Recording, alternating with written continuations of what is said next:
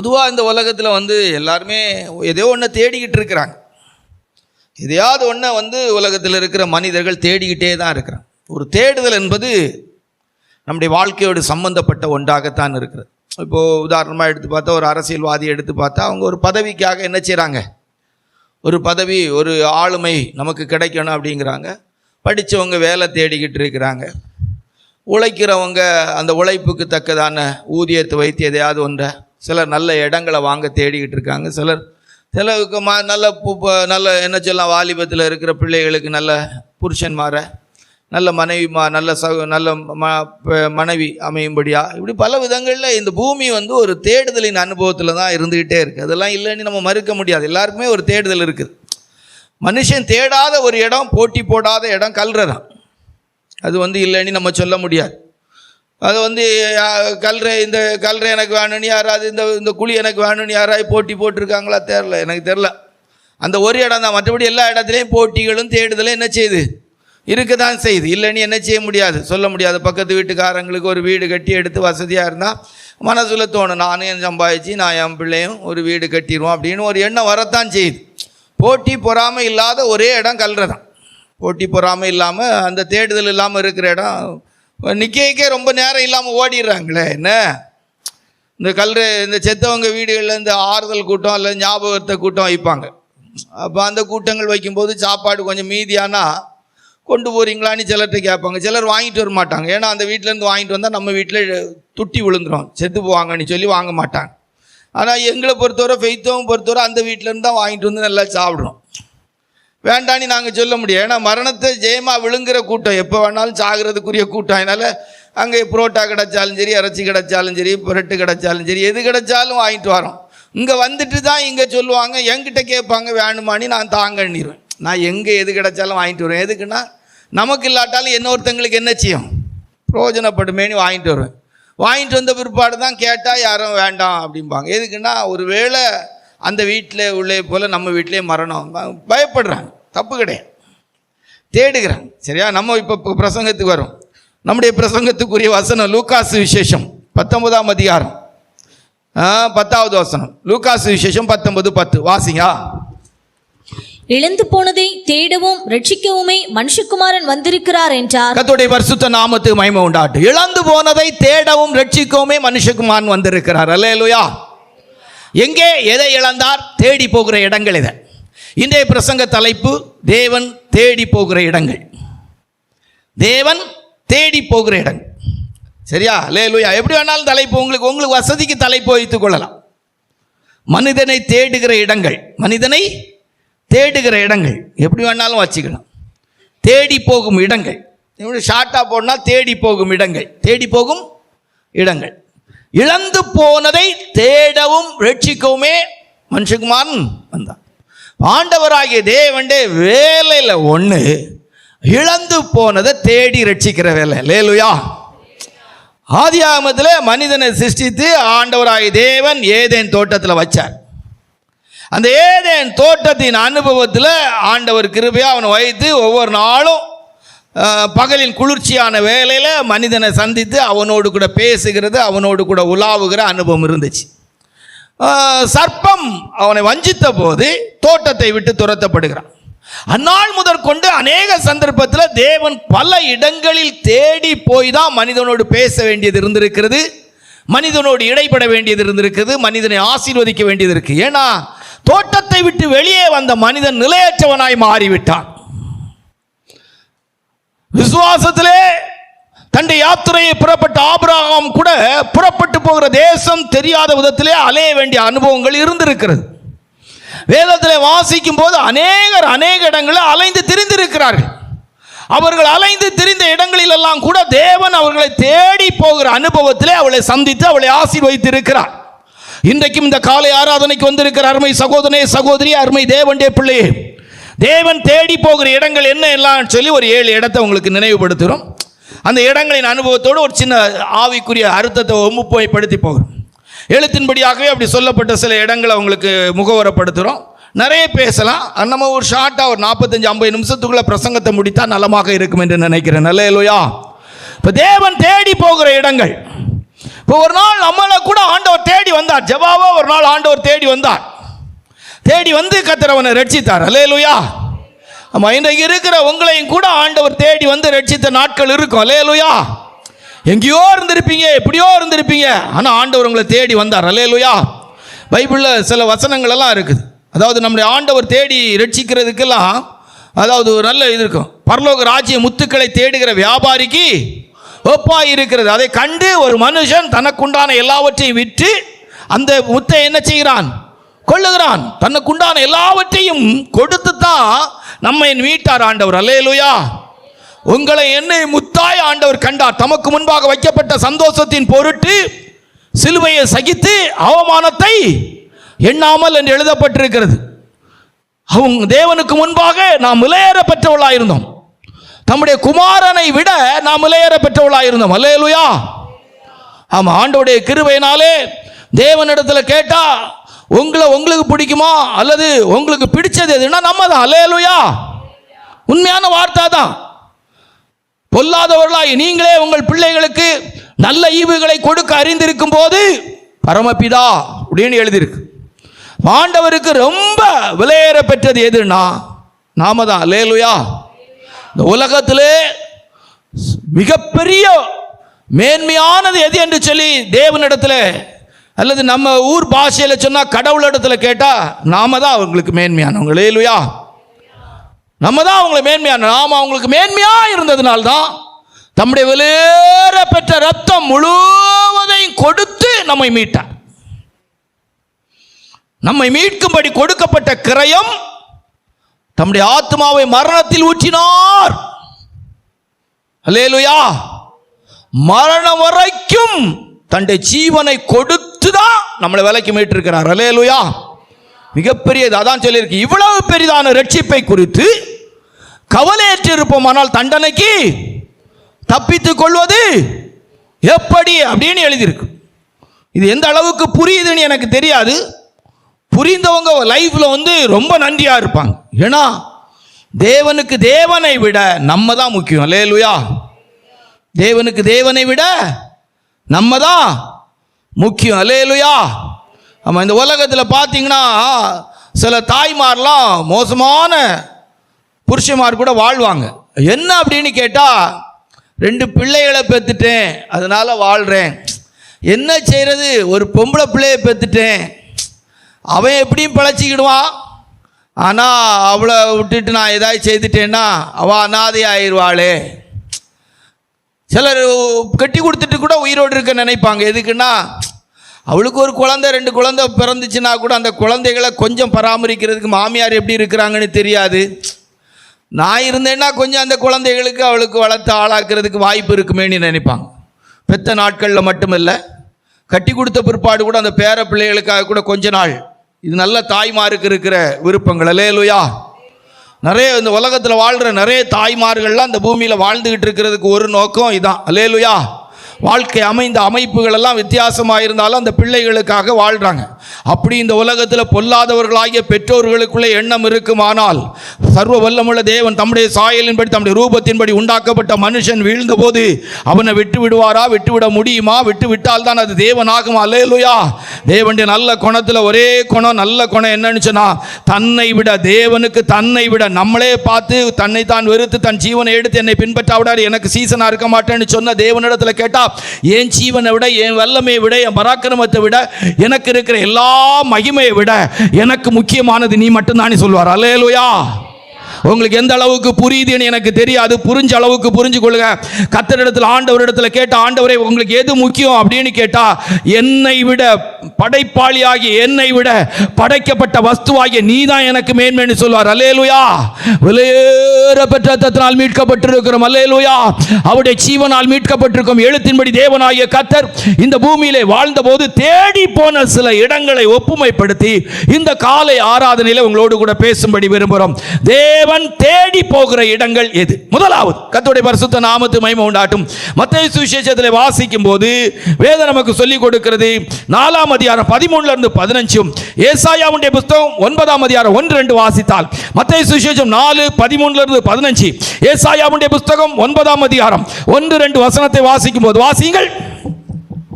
நாசரேத்தை விட்டு செபுலோன் நப்தலி எனும் நாடுகளின் எல்லைகளில் இருக்கும் கடற்கரைக்கு அருகான கப்பர்நகூமிலே வந்து வாசம் பண்ணினார். கடற்கரை அருகிலும் யோர்தானுக்கு அப்புறத்திலும் உள்ள செபுலோன் நாடும் நப்தலி நாடும் ஆகிய புறஜாதியருடைய கலிலேயாவிலே இருளில் இருக்கும் ஜனங்கள் பெரிய வெளிச்சத்தை இருளில் இருக்கிற ஜனங்கள் பெரிய வெளிச்சத்தை கண்டார்கள். கர்த்தருடைய பரிசுத்த நாமத்துக்கு மகிமை உண்டாகட்டும். அப்போ இருளில் இருக்கிற ஜனங்களை தேடி கர்த்தர் வருகிறார். முதலாவது தேவன் தேடி போகிற இடம் இருளின் அனுபவத்தில் இருக்கிறவர்கள். நல்ல அருமையான வார்த்தை. இதை தீர்க்க தரிசனமாக ஏசாயாவுடைய புஸ்தகம் 9ஆம் அதிகாரம் 1-2 வாசிட்டு 6வது வசனத்தை வாசித்தா அந்த வசனம் அழகா சொல்லியிருக்கும். அதனால மறுபடியும் காலை பிரசங்கத்தில் இந்த ஒரு குறிப்பை உங்க வாழ்க்கையின் ஞாபகத்தில் அப்படியே பதிச்சிருங்க. தேவன் இழந்து போனதை தேடவும் ரட்சிக்கவும் மனுஷகுமாரன் வந்தார் என்று சொல்லுகிற தேவன் தேடி போகிற முதல் இடம் எது? இருளின் இடம். எந்த இடம்? இருளின் இடம். மனிதர்கள் விரும்பாத இடமாகிய இருளின் இடத்தை, மனிதர்கள் வெறுக்கிற இடமாகிய இருளின் இடத்தை ஆண்டவராகிய தேவன் அந்த இருளின் அனுபவத்தில் இருக்கிற ஜனங்களை தேடி போகிறார். இருளின் அனுபவத்தில் இருக்கிற ஜனங்கள் பெரிய வெளிச்சத்தை, மரண இருளில் இருக்கிற ஜனங்கள் என்று எழுதப்பட்டிருக்கும். வாசிங்கள் ஏசாயாவுடைய புஸ்தகம் 9ஆம் அதிகாரம் 1வது 2வது வசனத்தை வாசிங்களா. ஆகிலும் அவர் செபுலோன் நாட்டையும் நப்தலி நாட்டையும் இடுக்கமாய் ஈனப்படுத்தின முந்தின காலத்தில் இருந்தது போல அது இருண்டிருப்பதில்லை. அது இருண்டிருப்பதில்லை. 2வது வசனத்தை வாசிங்க. இருளில் நடக்கிற ஜனங்கள் பெரிய வெளிச்சம், இருளில் நடக்கிற ஜனங்கள் பெரிய வெளிச்சத்தை கண்டார்கள். இன்றைக்கும் இந்த காலை ஆராதனைக்கு வந்திருக்கிற சகோதரனே சகோதரி, அருமை தேவனுடைய பிள்ளை, அதே அதிகாரத்தில் தான் 6வது வசனத்தில் சொல்லப்பட்டிருக்கும். நமக்கு ஒரு குமாரன் பிறந்தார், நமக்கு ஒரு பாலகன் பிறந்தார், நமக்கு ஒரு குமாரன் கொடுக்கப்பட்டார், கர்த்தத்துவம் அவர் தோளின் மேல் இருக்கும், அவர் நாமம் அதிசயமானவர். அப்ப ஆண்டவராகிய தேவன் தேடி போகிற முதல் இடம் இருளின் அனுபவம். அல்லேலூயா. அதனால்தான் இன்றைக்கு சுவிசேஷ ஊழியம் செய்கிறவர்கள் எல்லாம் ஆண்டவர் அவருடைய சாயலின் ரூபத்தின் படியாக அவர்களுக்குள்ளே வாசம் பண்ணி அவர்களை இருளை நோக்கி இருளில் இருக்கிற ஜனங்களை தேடி போக வைக்கிறார். அல்லேலூயா. தேவன் முதலாவது போகிற இடம், மனிதனை தேடி போகிற இடம் இருள். இருளில் இருக்கிற ஜனங்கள் பெரிய வெளிச்சத்தை, பாவம் ஒரு இருளின் அனுபவமாக இருக்கிறது. இந்த உலகத்தில் காணப்படும் மரணத்தின் வல்லமை இருளின் அனுபவமாக இருக்கிறது. மனிதனுடைய வீழ்ச்சிக்கு பிற்பாடு இந்த உலகத்திலே மனிதர்களுக்குள்ளே இருளின் அனுபவம் காணப்பட்டுக்கிட்டே இருந்துச்சு. தூதர்களுடைய வீழ்ச்சியினால் கூட பூமியில இருள், ஆழத்தின் மேல் இருள் இருந்தது. ஆதியிலே தேவன் வானத்தையும் பூமியையும் சிருஷ்டித்தார். பூமி ஒழுங்கின்மை மெருமையுமாய் இருந்தது, ஆழத்தின் மேல் இருள் இருந்தது. ஆவியானவர் ஜலத்தின் மேல் அசைவாடி கொண்டிருந்தார். வெளிச்சம் உண்டாக கடவுது என்று சொன்னார். எங்கெல்லாம் இருளின் அனுபவம் இருக்கிறதோ அந்த இடங்கள் எல்லாம் தேவன் தேடி வருவார். அல்லேலூயா. தேடி வருவார். கர்த்தருடைய பரிசுத்த நாமத்துக்கு மகிமை உண்டாகட்டும். அப்படிதான் ஒரு காலத்தில் பாவ இருளில் வாழ்ந்தபோது, மரணத்தின் வல்லமையாகிய அந்த இருளின் அனுபவத்துக்கு கீழ்ப்பட்டவர்களாய் நாம் வாழ்ந்தபோது கர்த்தர் நம்மை தேடி வந்தார். அல்லேலூயா. செபுலோன் நப்தலியும் ஒரு காலத்தில் போர்க்களத்து முனையிலே மரணத்துக்கு துணிந்து நின்றார்கள். மரண பயம் ஒரு இருளாய் காணப்பட்டு கொண்டிருக்கிறது. நான் மரண இருளின் பள்ளத்தாக்கில் நடந்தாலும் பொல்லாப்புக்கு பயப்படேன். மரண இருள் இன்னைக்கு உலகத்தில் இருக்கிற மனிதர்களுக்குள்ள இருக்கிற மரண இருளின் பயம், ஜீவகாலமெல்லாம் அடிமைப்பட்டிருந்த மரண பயத்தில் இருந்த அந்த இருளில் இருந்து கர்த்தர் விடுதலை ஆக்கினார். யாக்கோபு பிரயாணப்பட்டு போகிற வேளையிலே சூரியன் அஸ்தமானமானது. இருள், கர்த்தர் அவனுக்கு தரிசனமானார். அல்லேலூயா. ராஜாவாகிய தாவீது சொல்ல, கர்த்தரின் இருளை வெளிச்சமாக்குகிறவர். 14 நாட்கள் எழுத்தின்படியே அப்போஸ்தலனாகிய பவுல் அவருடைய வாழ்க்கையிலே சூரியனுடைய வெளிச்சம் இல்லாமல் ஒரு இருளின் அனுபவம் இருக்கிறது. ஆட்கொண்டவரும் சேவிக்கிறவர் அவரை சந்தித்தார். இப்போ முதலாவது நம்முடைய தேவன், நம்முடைய ஆண்டவர் இயேசுப்பா தேடி போகிற இடம் இருள். இன்றைக்கும் இந்த காலை ஆராதனையின் அனுபவத்துக்கு வந்திருக்கிற, காலை ஆராதனைக்கு வந்திருக்கிற தேவனுடைய பிள்ளை, உடைய வாழ்க்கையின் அனுபவம் ஒரு இருளின் அனுபவமாக இருக்குமானால், எந்த பக்கம் திரும்பினாலும் ஒரு இருளின் அனுபவமான வேதனைக்குரிய காரியங்கள் உடைய வாழ்க்கையில் இருந்து கொண்டிருக்குமானால், துக்கத்துக்குரிய சம்பவங்கள் சம்பவித்துக் கொண்டிருக்குமானால், வெளிச்சத்தின் அனுபவம் இல்லாத ஒரு அனுபவம் இருக்குமானால், பிரசங்கியுடைய புஸ்தகத்தில் வாசிக்கும் போது சூரியனை காண்கிற கண்களுக்கு ரொம்ப நல்லது. அல்லேலூயா. சூரியனை பார்ப்பது கண்களுக்கு பிரியமாயிருக்கிறது.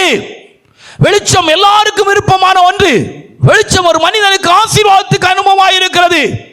அப்ப இந்த இடத்துல வரும்போது கர்த்தர் இருளின் அனுபவத்தில் இருக்கிற ஜனங்களை தேடி வருகிறார். ஒருவேளை இந்த காலை ஆராதனையில வேதனை, துக்கம், கண்ணீர், கவலை, புலம்பல் என்கிற அனுபவத்தில் உள்ள ஒரு இருளின் அனுபவத்தில், பாவ இருளின் அனுபவத்தில், விடுதலை இல்லாத பாவ வாழ்க்கையின் அனுபவத்தில் இருப்பீர்களானால் இன்றைக்கும் இந்த ஆராதனை வேளையில சர்வ வல்லமுள்ள தெய்வம், அன்புள்ள தெய்வம், இரக்கத்தில் ஐஸ்வர்யம் உள்ள தேவன், அன்பாகவே இருக்கிற தேவன் நம்மை பார்த்து சொல்கிறார்.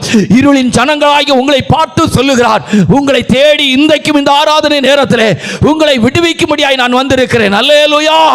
இருளில் இருக்கிற ஜனங்கள் பெரிய வெளிச்சத்தை கண்டார்கள். ஒருவேளை இந்த வார்த்தையை கேட்டுக்கொண்டிருக்கிற அருமை சகோதரனே, சகோதரியே, உன் வாழ்க்கையில் ஒருவேளை மரண இருள் இருக்குமானால் இன்றைக்கு கர்த்தர் உன்னை விடுதலையாக்கும்படி உன்னை சந்திக்கிற நாள். தேவன் தேடி போகிற முதல் இடம் இருளின் அனுபவத்தில் வாழ்கிற ஜனங்களை தேடி போகிறார். இன்றைக்கும் ஒருவேளை இருளில் இருக்கிறேன், யார் என்னை விடுதலையாக்க கூடும் என்கிற வேதனையோடு, யாருக்கு தெரியும் வேதனை, யாருக்கு தெரியும் துக்கம், யாருக்கு தெரியும் என் பிரச்சனை, யாருக்கு தெரியும் என் பாவ வாழ்க்கையின் அனுபவம் என்று சொல்லி நினைப்பாயானால் இன்றைக்கு சர்வ வல்லமுள்ள தேவனாகிய கர்த்தர், ஒருவரும் சேரக்கூடாத ஒளியிலே வாசம் பண்ண வெளிச்சமாய் இருக்கிற தேவனாகிய கர்த்தர் இன்றைக்கு உன்னை தேடி வருகிறார். அல்லேலூயா. அன்புள்ள தெய்வம் ஒரு மனிதனை தேடி போகிற முதல் இடம் இருள். அல்லேலூயா. வாழ்க்கையின் இருளின் அனுபவத்தில் இருக்கிறவர்களை கர்த்தர் தேடி போகிறார். அது எப்படிப்பட்ட இருளாக இருந்தாலும் சரி, உமக்கு முன்பாக இருளும் அந்தகாரப்படாது. அல்லேலூயா. இருளும் வெளிச்சமாய் மாறிவிடும். அல்லேலூயா. நான் இருளிலே உட்கார்ந்தால் என் சத்துருவே நீ சந்தோஷப்படாதே, நான் இருளிலே உட்கார்ந்தால் கர்த்தர் எனக்கு வெளிச்சமாய் இருப்பார். அல்லேலூயா. கர்த்தருடைய பரிசுத்த நாமத்துக்கு மகிமை உண்டாகட்டும். சாலமோன் ஆகையினால் தான் சொல்றான், தேவனே நீர் எங்கே வாழ்கிறீர் என்று சொன்னால் காரிருளில் உம்மை மறைத்துக் கொண்டிருக்கிறீர். அல்லேலூயா. குடும்பத்தில் இருளின் அனுபவத்தோடு வாழ்ந்து கொண்டிருக்கிறீர்களா? வாழ்க்கையில் இருளின் அனுபவத்தோடு வாழ்ந்து கொண்டிருக்கிறீர்களா? அந்தகாரத்தின் இருளின் வல்லமை உங்களோடு போராடி கொண்டிருக்கிறதா? சோர்ந்து போக வேண்டாம், நம்பிக்கை இழந்து போக வேண்டாம். உங்கள் வாழ்க்கையின் சூரியன் அஸ்தமனம் ஆகிறது போல காட்சி அளிக்கிறதா? உன் சூரியன் இனி அஸ்தமிப்பதும் இல்லை, உன் சந்திரன் மறைவதும் இல்லை. கர்த்தரே உனக்கு நித்திய வெளிச்சமாய் இருப்பார், உன் துக்க நாட்கள் முடிந்து போகும் என்று சொன்னது போல உங்கள் வாழ்க்கை நம்பிக்கைக்குரிய வெளிச்சம் எல்லாம் இருளாய் மாறிக்கொண்டிருக்கிறதா? உங்கள் வாழ்க்கை நம்பிக்கைக்குரிய எல்லாம் இருட்டாய் உங்கள் வாழ்க்கையாய் மாற்றி கொண்டிருக்கிறதா? இந்த காலை ஆராதனையில் பயப்பட வேண்டாம், திகைக்க வேண்டாம். இந்த இருளை வெளிச்சமாக்குற ஒருவர் இருக்கிறார். அவர் நம்முடைய ஆண்டவராய் இயேசுப்பா. இருளில் இருக்கிற ஜனங்கள் பெரிய வெளிச்சத்தை கண்டார்கள். அல்லேலூயா. ஆகையினால முதலாவது நம்முடைய ஆண்டவராய் இயேசுப்பா தேடி போகிற இடம் இருளின் அனுபவத்தில் இருக்கிற ஜனங்களை, அல்லது இருளின் அனுபவத்தை தேடி போகிறார். ஏன்? வெளிச்சமாய் மாற்றும்படியாக. ஆண்டவர் அங்க போயிட்டா அது வெளிச்சமாய் மாறி. அல்லேலூயா. ஒரு தீக்குச்சி வெளிச்சத்துக்கு முன்பாகவே ஒரு இருளால் நிற்க முடியவில்லை என்று சொன்னால் வெளிச்சமாகவே இருக்கிற ஆண்டவர். நித்தியத்திலே சூரியனும் கிடையாது, சந்திரனும் கிடையாது, நட்சத்திரங்கள் கிடையாது. ஆட்டுக்குட்டியானவரே அதற்கு வெளிச்சமாக இருப்பார். அல்லேலூயா. இந்த நாளிலும் ஒருவேளை உன்னுடைய ஆத்துமாவிலே ஒரு இருளின் அனுபவத்தோடு, ஒரு அன்னாளை போல ஒருவேளை வேதனையோடு, துக்கத்தோடு, கண்ணீரோடு, கவலையோடு, புலம்பலோடு வந்திருப்பாய். ஆனால் உன் வாழ்க்கையின் அந்தகாரமான வாழ்க்கையை வெளிச்சமாய் மாற்றுகிற ஒருவர் இருக்கிறார். அந்த கால வேளையில் உன்னை தேடி வந்து உன்னோடு பேசி கொண்டிருக்கிறார். என் மகனே, என் மகளை, நான் உன்னை அழைத்தேன், நான் உன்னை வேறு பிரித்தேன், நான் உன்னை தெரிந்து கொண்டேன். உன் வாழ்க்கையின் இருளை நான் வெளிச்சமாய் மாற்றப் போகிறேன். நீ ஒன்று கவலைப்பட வேண்டாம், நீ ஒன்று பாரப்பட வேண்டாம், நீ ஒன்று திகைக்க வேண்டாம். நான் உன் இருளை வெளிச்சமாக்குற தேவன். அல்லேலூயா. உன் வாழ்க்கையின் இருளில் அனுபவத்தில் இருக்கிற உன்னுடைய ஜீவியத்தை தேடி வந்திருக்கிறேன். அல்லேலூயா. ரைட். 2, இழந்து போனதை தேடவும் ரட்சிக்கும் வருகிற ஆண்டவராய் இயேசுப்பா. தேடி போகிற இரண்டாவது இடம் என்ன அப்படின்னு சொன்னா, வேதத்தில் வாசிக்கும் போது லூக்கா சுவிசேஷம் 5ஆம் அதிகாரம் 5-7 வாசித்தா. லூக்கா சுவிசேஷம் 5ஆம் அதிகாரம் 5-7 வரைக்கும் வாசித்தா. வாசிங்க. அதற்கு சீமோன், ஐயரே, ராம் முழுவதும் நாங்கள் பிரயாசப்பட்டோம், ஒன்றும் அகப்படவில்லை. ஆகிலும் உம்முடைய வார்த்தையின்படியே வலையை போடுகிறேன் என்றான். அந்தபடியே அவர்கள் செய்து தங்கள் வலை கிழிந்து போகத்தக்கதாக மிகுதியான மீன்களை பிடித்தார்கள். அப்பொழுது மற்ற படவிலிருந்து கூட்டாளிகள் வந்து தங்களுக்கு உதவி செய்ய பரிசுத்த நாமத்தை மகிமைப்பட்டார். இரண்டாவது ஆண்டவராய் இயேசுப்பா தேடி போகிற இடம் எந்த இடம்? எந்த இடம்? பிரயாசமெல்லாம் வீணாக இருக்கிற இடத்தை தேடி போவார். அல்லேலூயா. நம்மெல்லாம் இன்றைக்கு ஆசீர்வாதமாக இருக்கிறவங்கள நோக்கி சில நேரம் போவோம். அல்லேலூயா. ஏதாவது கிடைக்காதா அப்படின்னு சொல்லி நம்ம போகக்கூடிய மைண்டில் தான் இருப்போம். சில பெற்றோர் கூட சில நேரங்களில் ஏழப்பட்ட பிள்ளைகள் வீட்டுக்கு போகிறத விட வசதி உள்ள பிள்ளைகள் வீட்டுக்கு போகிறதுக்கு விரும்புவாங்க. அல்லேலூயா. சில சகோதர சகோதரிமார்களுக்குள்ள பாசத்தில் கூட சில சகோதரர்களும் சில சகோதரிமார்களும் வசதி உள்ள வீட்டுக்கு போவாங்க. எந்த வீட்டுக்கு போவாங்க? வசதி உள்ள வீட்டுக்கு போவாங்க. ஆண்டவராகிய தேவன் தேடி போகிற இடம் பிரயாசங்கள் எல்லாம் வீணாக்கப்பட்ட இடம். பிரயாசத்துக்கு பலனே இல்லாமல் இருக்கு. முழுவதும் பிரயாசப்பட்ட ஒன்றும் கிடைக்கல, ஒன்றுமே இல்லாமல் வெறுமையாக இருக்கிறவங்கள தேடி போகிற தேவன். அல்லேலூயா. எழுத்தின்படி சொன்ன ஆசீர்வாதமே இல்லாதவங்களை தேடி போய் ஆசீர்வதிக்கிறது தான் ஆண்டவருக்கு பிரியம். அல்லேலூயா. அதனால்தான் ஆபிரகாம் ஆசீர்வதிக்க ஆண்டவர் விரும்பின போது ஆபிரகாம ஒண்ணும் இல்லாம அழைத்தார். அல்லேலூயா. எல்லாம் விட்டுட்டு வா, எல்லாம் விட்டுட்டு வா. அந்த யுத்தத்தில் ஜெயித்த போது கூட அவன் சொல்ல அதை வச்சுதான் சொல்றான், இவன் ஒன்னால நான் ஆசீர்வதிக்கப்பட்டேன்னு இருக்கவே கூடாது, தேவன் தான் என்ன ஆசீர்வதிக்கணும். அல்லேலூயா. என்ன ஆசீர்வதிக்க ஆண்டவர் விரும்பின போது என் தேசம், என் ஜனம், எனக்கு உண்டான எல்லாவற்றையும் விட்டுட்டு வர சொன்னார். அல்லேலூயா. அல்லேலூயா. யோசேப்ப ஆண்டவர் ஆசீர்வதிக்கணும்னு தரிசனம் சொப்பனம் கொடுத்த போது அவங்க அப்பா போட்டிருந்த பல வர்ண அங்கி வரைக்கும் களத்தை வச்சார். அல்லேலூயா. என் பிரசங்கம் புரியுதா உங்களுக்கு? என் பிரசங்கம் புரியுதா உங்களுக்கு? அல்லேலூயா. ஆமா, ஆண்டவர் ஆசீர்வதிக்க நினைக்கிற இடம், ஆமா, முழுவதும் பிரயாசப்பட்டு ஒன்றும் இல்லாத நிலவரத்துக்கு கூட வரும். அல்லேலூயா. அதான் நம்முடைய லைஃப்பில் மிகப்பெரிய சேலஞ்சான இடம். கர்த்தர் உங்களை ஆசீர்வதிக்க நீ நினச்சா, கர்த்தர் தான் உங்களை ஆசீர்வதிக்க சித்தம் கொண்டிருந்தாரானா உங்கள் வாழ்க்கையில் உங்கள் அப்பா அம்மா சொத்து சோகம் எதுவும் கூட கிடைக்காத உங்களை தனிமையாக கொண்டு வருவார். அல்லேலூயா. தனியாக கொண்டு வந்து அப்படி அழகாக கர்த்தர் உங்களை ஆசீர்வதிப்பார். அல்லேலூயா. உங்கள் வாழ்க்கையில் ஒரு குறிக்கப்பட்ட நாள் வரும்போது நீங்கள் உட்கார்ந்து யோசித்து பார்த்தா உங்கள் படகு நிரம்புனதுக்கு காரணம் யாரா இருக்கும்? தேவன் மட்டும்தான் காரணமா இருக்கும். ஏசப்பா மட்டும்தான் காரணமா இருக்கும். அல்லேலூயா. எந்த மனுஷராலும் இல்ல. முழுவதும் நீங்க பிரயாசப்பட்டும் பலன் இல்லாத ஒரு படகு 2 படகு அமிழத்தக்கதாக கர்த்தர் மீன் பிடிக்க வைத்தார். அல்லேலூயா. இரண்டாவது, ஆண்டவராகிய தேவன் தேடி போகிற இடம் முழுவதும் பிரயாசப்பட்டு பலன் இல்லாத இடம். கர்த்தர் இரண்டாவது தேடி போகிற இடம் பிரயாசம் எல்லாம் பலனற்ற நிலவரத்தில் இருக்கிற படைகளை தேடி போகிறார். எதை தேடி போகிறார்? ஆமா, ஒண்ணு வாழ்க்கையில் ஒண்ணுமே இல்லை, நான் முழுவதும் பிரயாசப்பட்டேன். சிலர்லாம் குருவி சேர்த்தது போல சேர்ப்பாங்க. குருவி சேர்த்தது போலன்னா என்ன? அங்கிருந்து ஒரு வாழை நார் அது இதுன்னு எங்கெல்லாமோ இருந்து எடுத்து சின்ன சின்னதாக கொண்டு வந்தே போல 1 பவுன் 2 பவுன் 1/4 பவுன். அன்னைக்கு ஒருத்தவங்க சொல்றாங்க, நம்ம இதில் இல்லை, 9.5 பவுனுக்கு இருந்த செயினை அழகான செயின் ஆக்குறதுக்கு 7.5 பவுன் ஆக்கி இருக்கிறாங்க. 2 லட்சம் ரூபா நஷ்டப்பட்டு ஒரு செயினை மாற்றி இருக்கிறாங்க. பார்த்தீங்களா? குருவி சேர்த்தது போல சிலர் சேர்ப்பாங்க, குருவி சேர்த்தது போல சிலர் சேர்ப்பாங்க. 2 பவுன். எனக்கு ஆச்சரியமாயிற்று. 9 பவுன் செயினை 9.5 பவுன் செயினை 7.5 பவுன் ஆக்கியிருக்கிறாங்க. நம்ம சபையில் இதில் இது இன்னொரு இடத்துல நடந்த சம்பவமாக அவங்களே சொல்கிறாங்க.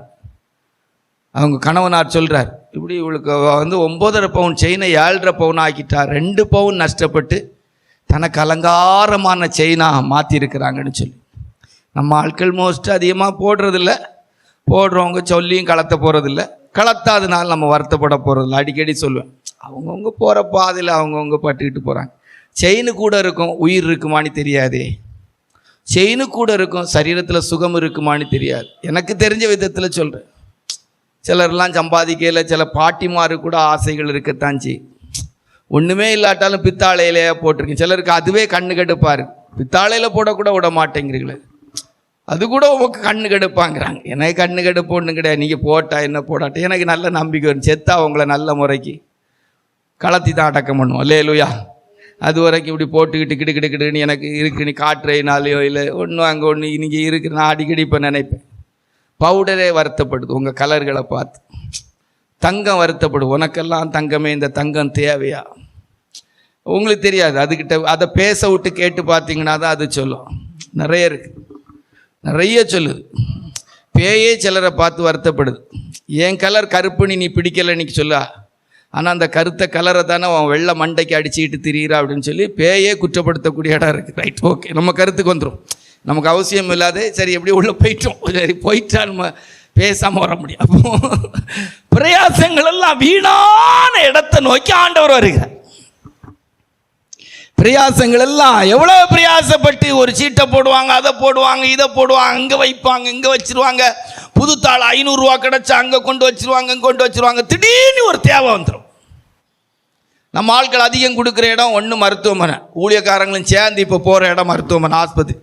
எல்லாம் வெறும் பிரசங்கத்துக்கு மட்டும்தான். இப்போ ஏசப்பா சுகமாக்குறாருங்கிறதெல்லாம் வெறும் பிரசங்கத்துக்கு தான். ஆண்டவர் சந்திக்கிறார், தேடி வருவார், எல்லாம் நம்ம சும்மா கேட்டுக்கிட வேண்டியதான். சும்மா கேட்டுக்கணும், டைரியில் எழுதிடணும். வாழ்க்கையில் கொடுக்குற இடம்லாம் நம்ம அதிகமாக கொடுக்குற இடம் எங்கே தான்? ஆஸ்பத்திரி. அது நமக்கு நியமிக்கப்பட்டது, என்ன செய்ய முடியும்? Right, okay. இப்போ நம்ம அந்த கருத்துக்கு வரோம். அப்போ பிரயாசப்பட்டு பலன் இல்லாத இடத்தை ஆண்டவர் தேடி வருகிறார். பிரயாசப்பட்டு நல்ல வேலை செய்கிறேன் பிரதர், நல்லா சம்பாதிக்கிறேன் பிரதர், நல்லா பிஸ்னஸ் பண்ணுறேன் பிரதர், நல்லா தொழில் பண்ணுறேன், ஒன்றுமே நிற்கலை, ஒன்றுமே ஆசீர்வாதம் இல்லை அப்படின்னு நினைக்கிறவங்களை தேடி, எழுத்தின்படியே சொல்ல போனால் ஆண்டவர் தேடி போகிறார். அல்லேலூயா. ஆவிக்குரிய தெய்வ பிள்ளைகளுடைய லைஃப்பில் ரெண்டாவது ஆவி தேவன் தேடி போகிற இடம், முழுவதும் பிரயாசப்பட்டும் பலன் இல்லாத வெறுமையான படகுகளை தேடி வருகிறார். அல்லேலூயா. அப்போ இந்த உலகத்தில் கூட ஆண்டவர் நம்மை ஆசீர்வதிக்க விரும்பும் போது, ஆசீர்வதிக்க சித்தம் கொள்ளும் போது வெறுமையாக இருக்கிற படகுகளை தேடி கர்த்தர் வந்து ஆசீர்வதிக்கிறார். அல்லேலூயா. கர்த்தருடைய பிள்ளைகளிலே வாழ்க்கையில் கூட ஒருவேளை இன்றைக்கு இந்த காலை ஆராதனையில் வெறுமையாக இருப்பீங்க, கர்த்தர் நம்மை ஆசீர்வதிக்கிறார். அல்லேலூயா. ஆமாம், ரொம்ப ஆசீர்வாதங்கள் பற்றி சொல்லணும்னா சொல்லலாம். நம்ம ஒரு சின்ன சாட்சிக்காக சொல்கிறேன். நம்ம கன்வென்ஷன் நேரமே சொன்னோம், நமக்கு ஒரு 2 பாக்ஸ் வாங்கினா நல்லா இருக்கும் அப்படின்னு நம்ம சொன்னோம், இல்லைன்னு சொல்ல முடியாது. ஆனால் பார்த்தா சூழ்நிலைகள்லாம் அதுக்கு சாதகமே இல்லாமல் இருந்துச்சு. சரி, ஒரு பாக்ஸ் வாங்கின பிற்பாடும் இடையில உங்களுக்கு சொன்ன ஒரு நாள், சும்மா ஒரு பாக்ஸ் கூட இருந்தால் நல்லா இருக்கும், மனசுக்கு திருப்தியாக இருக்கும் அப்படின்னு சொன்னோம். பார்த்தீங்கன்னா ஒன்றுமே அதுக்குள்ளே வழி இருக்கானா இல்லைங்க. ஆனால் ஆண்டவர் பாருங்க, முந்தா நேரத்து அந்த பாக்ஸ் வாங்கி வச்சு கர்த்தர் வச்சார். அல்லேலூயா. ஆமாம், தேவன் தேடி வந்து ஆசீர்வதிக்கிற தெய்வம். அல்லேலூயா. கர்த்தருக்கு சித்தமானது அவர் கையினால் வாய்க்கும். ஆண்டவர் நம்முடைய பிரயாசங்களிலே ஒன்றுமில்லாத நிலவரத்துக்கு நாம் இருக்கும்போது நம்மளை தேடி வந்து ஆசீர்வதிப்பார். நம்முடைய சபையிலும் அப்படி கர்த்தர் ஆசீர்வதிக்கிற நிறைய தெய்வ பிள்ளைகள் இருக்கிறாங்க. அல்லேலூயா. பிரயாசங்கள் எல்லாம் பலன் இல்லாமல் போகும், கர்த்தர் தேடி வந்து ஆசீர்வதிப்பார். அல்லேலூயா. 2 பிரயாசங்களுக்கு பலன் இல்லாமல் நம்முடைய வியாபாரங்களானாலும் நம்முடைய தொழில்களானாலும் நம்முடைய வருமானங்களானாலும் எல்லாம் வீணாகும் போது கர்த்தர் நம்மை ஆசீர்வதிப்பார். யாக்கோபெல்லாம் ஒரு பெரிய காரணம், 10 முறை அவங்க மாமனார் சம்பளத்தை மாற்றினார், அவருக்கு விரோதமாக அந்த குடும்பமே செயல்பட்டுச்சு. ஆனாலும் ஆண்டவருடைய தயவு அவன் மேலே 2 பரிவாரத்துக்கு இது ஏதுவாக இருந்துச்சு. அல்லேலூயா. ஆமாம், ஆண்டவர் ஒரு மனுஷனை ஆசீர்வதிக்கணும்னு நினச்சிட்டா அவன் வாழ்க்கையில் எவ்வளோ பிரயாசப்பட்டு வீணாக இருந்தாலும் ஒன் டேல தூக்கி விட்டுருவார். அல்லேலூயா. ஒரு பிரயாசம் ஒரு காலகட்டத்தில் கர்த்தர் தூக்கி விட்டுருவார். அல்லேலூயா. எந்த கவலை வேண்டாம், எந்த பாரம் வேண்டாம். அல்லேலூயா. ஆமா, நமக்கு தேவை என்னங்கிறத பரமபிதா அறிந்திருக்கிறார். அல்லேலூயா. தேடி வந்து ஆசீர்வதிக்கிற தெய்வம். அல்லேலூயா. ஆமா, பெத்லகேமை சந்தித்து கர்த்தர் ஆகாரம் கொடுத்தா. இதில் ஒரு சின்ன சப்ஜெக்டை இதில் சேர்த்து பேசிட்டு போயிடலான்னு நினைக்கிறேன். மனசுக்கு அப்படி உணர்வார். சமீபத்தில் ஒரு கேட்ட ஒரு சின்ன பிரசங்கத்தில் இந்த வார்த்தையை சேர்த்து, ஆண்டவரே இந்த பூமியில் மனிதர்களை சந்தித்து ஆகாரம் கொடுத்த ஒரு 3 சந்தர்ப்பம் இருக்குது.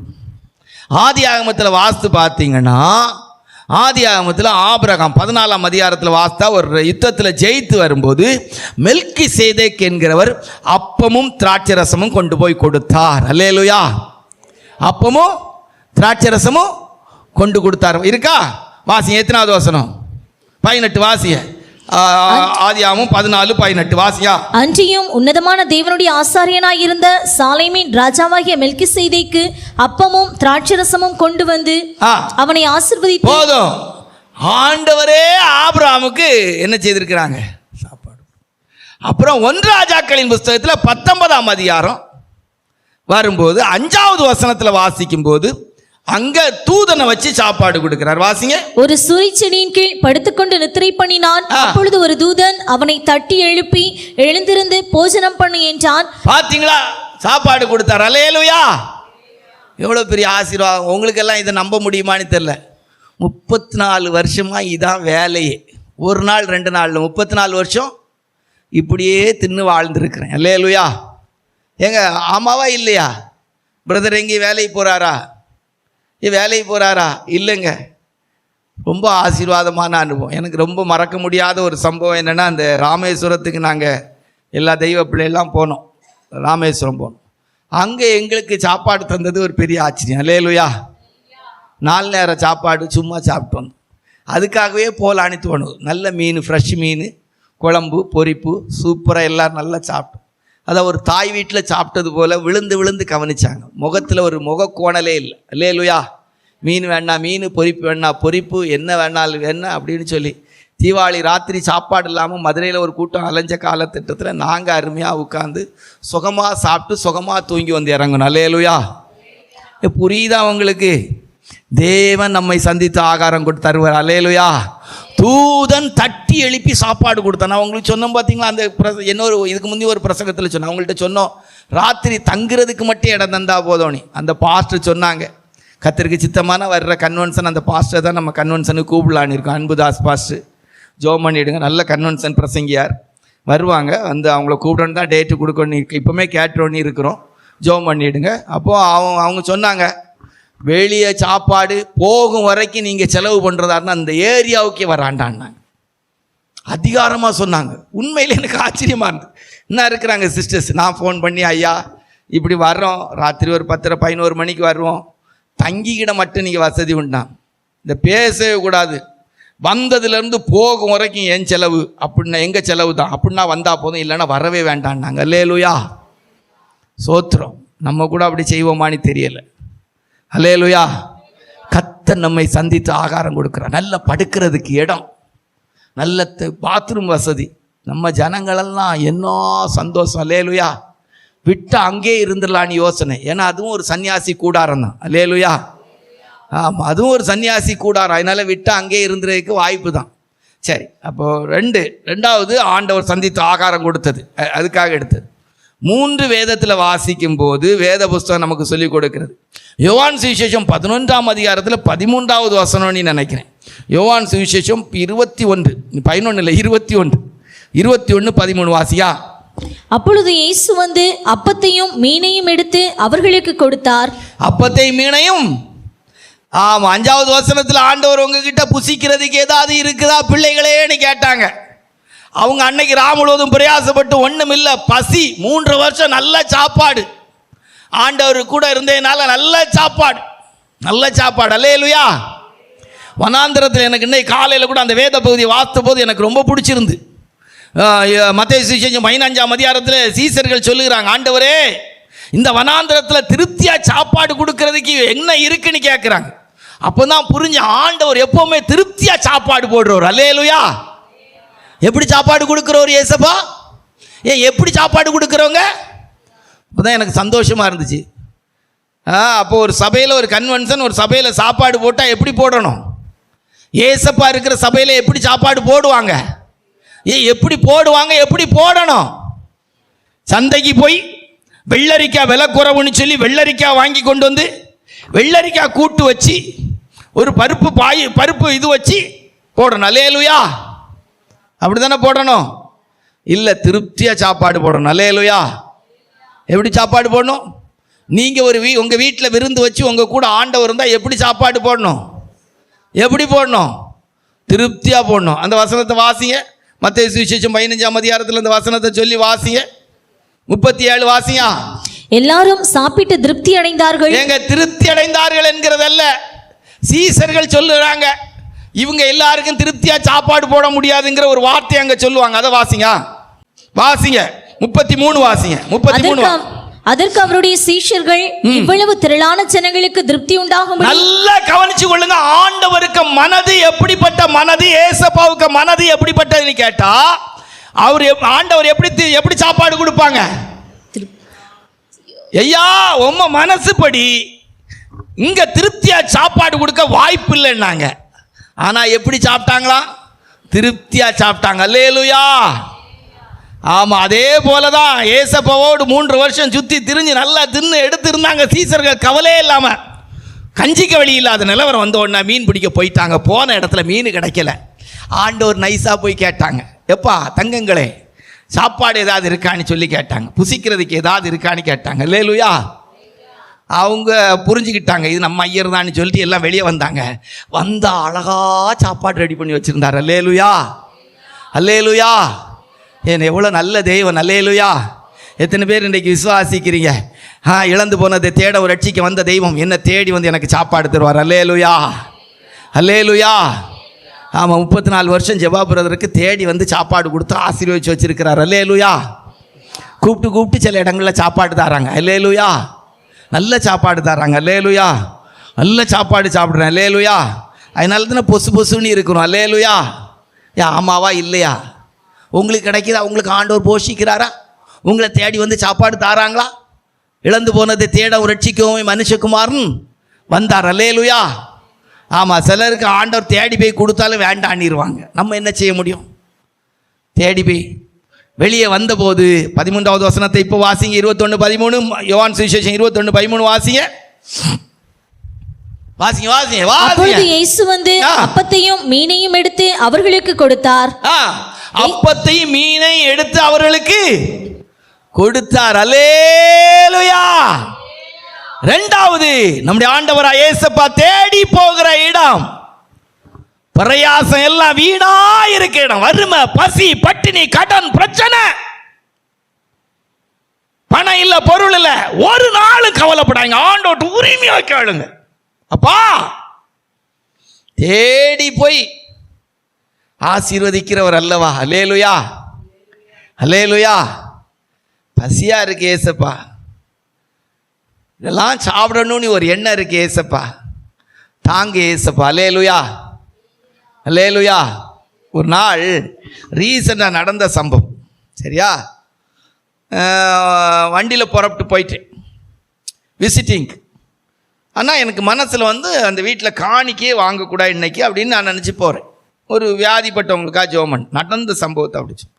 ஆனால் என் கையில் ஒரு 500 ரூபா வந்து ஒரு கல்யாண வீட்டுக்கு போகிறதுக்கு கவர் போட்டிருக்குது. ஆனால் என் வண்டியில் பெட்ரோல் ரொம்ப குறைவாக இருக்குது. நடந்த சம்பவத்தை அப்படி சொல்கிறேன், சாட்சியாக சொல்லணும்னு நினச்சேன். அது இன்றைக்கி பிரசங்கத்தில் சாட்சி அவர். அப்போது போயாச்சு, ஜோம் பண்ணியாச்சு. ஜோம் பண்ணிவிட்டு நான் என்ன செய்கிறேன், வேண்டாம் வாங்கவே மாட்டேங்கிறேன். அவங்களும் விடவே மாட்டேன்னு சொல்லி வெளியே வந்து சொன்னாங்க. நான் வந்து இனி போகக்கூடிய வழியில் பெட்ரோல் பங்கில் பெட்ரோல் போடணும்னு நினைக்கிறேன். அப்போ நினைக்கிறேன் இந்த 500 ரூபாயிலேருந்து எடுத்து தான் பெட்ரோல் போட்டு போகணுமோன்னு நினைக்கிறேன். அவங்க காசு திரும்ப சொல்கிறாங்க, ஒரு நாள் அப்படி யூஸ் பண்ணதே கிடையாது அந்த வேர்டு. பெட்ரோல் போட வச்சுடுங்க. எப்படி பெட்ரோல் போட வச்சுடுங்கன்னாங்க. எனக்கு ஷாக் ஆயிட்டு. ஏங்க, ஏறக்குறைய 40 வருஷ காலத்தில் இதுவும் ஒரு சாட்சியாக மாறிட்டு பாருங்க. அல்லேலூயா. எத்தனையோ தேவைகளெல்லாம் சந்திக்கப்பட்ட இடத்துல அன்னைக்கு ஆக ஒரு 100 ரூபா கூட பெட்ரோல் போடைக்கு இல்லையே, சரி இந்த கல்யாண வீட்டுக்குள்ளே காசு தானே இருக்குது, இதிலேருந்து எடுத்து போடலாமா அப்படின்னு நினைக்கிற போது ஒரு நாளும் இந்த வார்த்தையை உபயோகப்படுத்தாதவங்க அன்னைக்கு காசு வாங்க மாட்டேங்கிறாங்க. ஏன் இருதயத்தை நினச்சி சொல்கிறாங்க. அல்லேலூயா. சமீபமாக ஒருத்தங்களுக்கு நம்ம ஒரு ஹெல்ப் பண்ணோம், சரியா? உண்மையை அப்படியே சொல்லிட்டு போவோம். ஒரு 5000 ரூபா அனுப்பணும்னு நினச்சி அனுப்புகிறோம். அனுப்புறதுக்கு முன்னாலே அந்த 5000 ரூபா கொடுக்கணுங்கும் போது என் மனசில் சொல்லுது, அவங்களுக்கு காசு அனுப்பிட்டு சொல்லணும், நீங்கள் உங்கள் செலவுக்கு செலவு பண்ணுங்க, இது ஊழியத்துக்குன்னு இல்லை, உங்கள் செலவுக்கு நீங்கள் செலவு பண்ணுங்கன்னு சொல்லி அனுப்பணும்னு நினைக்கிறேன். எதுக்குன்னா, முழுவதும் பிரயாசப்பட்டு ஒன்றுமில்லாத படகை தேடி போகிறவர் ஆண்டவர் சந்தித்து ஆகாரம் கொடுக்கிறவர். அல்லேலூயா. நான் சொன்னே புரியுதா அவங்களுக்கு? எப்படி அனுப்பிட்டேன். நான் காசை கொடுத்துட்டு சொல்ல, இதை நீங்கள் கொண்டு போய் நீங்களும் உங்கள் ஐயாவை மாட்டு வெளியே போய் நல்லா சுற்றுங்க, சாப்பிடுங்க, டீ குடிங்க, அதை செய்யுங்க, இதை செய்யுங்கன்னு சொல்கிறேன். நேற்று அன்னைக்கும் கேட்டாங்க, எப்படி இதை செய்கிறீங்க, இது வரைக்கும் என் வாழ்க்கையில் இப்படி காணிக்க தந்தது இல்லையா அப்படின்னா. நேற்று அவங்க ஃபோன் பண்ணி சொல்கிறாங்க, நாங்கள் ஒரு டீ கடைக்கு போயிருந்தோம், அப்போ அங்கே வந்து கருப்பட்டி காப்பி 25 ரூபா, அப்போ என்கிட்ட 100 ரூபா இருந்துச்சு, சரி உள்ளே போயாச்சு, விசாரிச்சேனால டீ குடித்தோம்.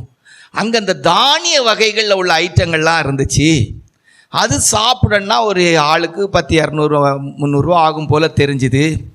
அப்போ எங்களுக்கு அது தானிய வகைகள் உள்ளதெல்லாம் போட்டிருந்து விசாரித்தா கொடுக்கணும், இது செய்யணுமேனு சொல்லிவிட்டு நான் சொன்னேன், இப்படியாக்க இன்னொரு தடவை நம்ம கையில் காசு இருக்கும்போது இங்கே வந்து இதை சாப்பிட்லான்னு சொல்லி, ஆனால் நீங்கள் இந்த காசை போட்டீங்க, இந்த மாதம் ஆரம்பத்தில் நினச்சேன், ஆனால் நீங்கள் இந்த காசை போட்டு இப்படி சொன்னீங்க, எனக்கு ரொம்ப ஆச்சரியமாக இருக்குன்னு சொன்னாங்க. அல்லேலூயா. கர்த்தர் நம்மை சந்தித்து நமக்கு ஆகாரம் தருகிறவர். பெத்லேகேமை சந்தித்து கர்த்தர் ஆகாரம் கொடுத்தார். எத்தனை பேருக்கு சொல்ல முடியும்? என் வாழ்க்கையில் எப்படி எழுத்தின்படி நான் விரும்பின நிறைய விஷயங்களை பிரயாசப்பட்டு பலனில்லாத நேரத்தில், விரும்பினதெல்லாம் கிடைக்காத நேரத்தில் கர்த்தர் எனக்கு தந்தார். அல்லேலூயா. இந்த இடம் அதுக்கு ஒரு சாட்சி. அல்லேலூயா. இந்த இடம் அதுக்கு ஒரு சாட்சி. அல்லேலூயா. தெருவெல்லாம் சுற்றிட்டு திரிஞ்சோம் கூடாரம் போட்டு. அல்லேலூயா. கர்த்தர் நம்மை ஆசீர்வதித்திருக்கிறார். அல்லேலூயா.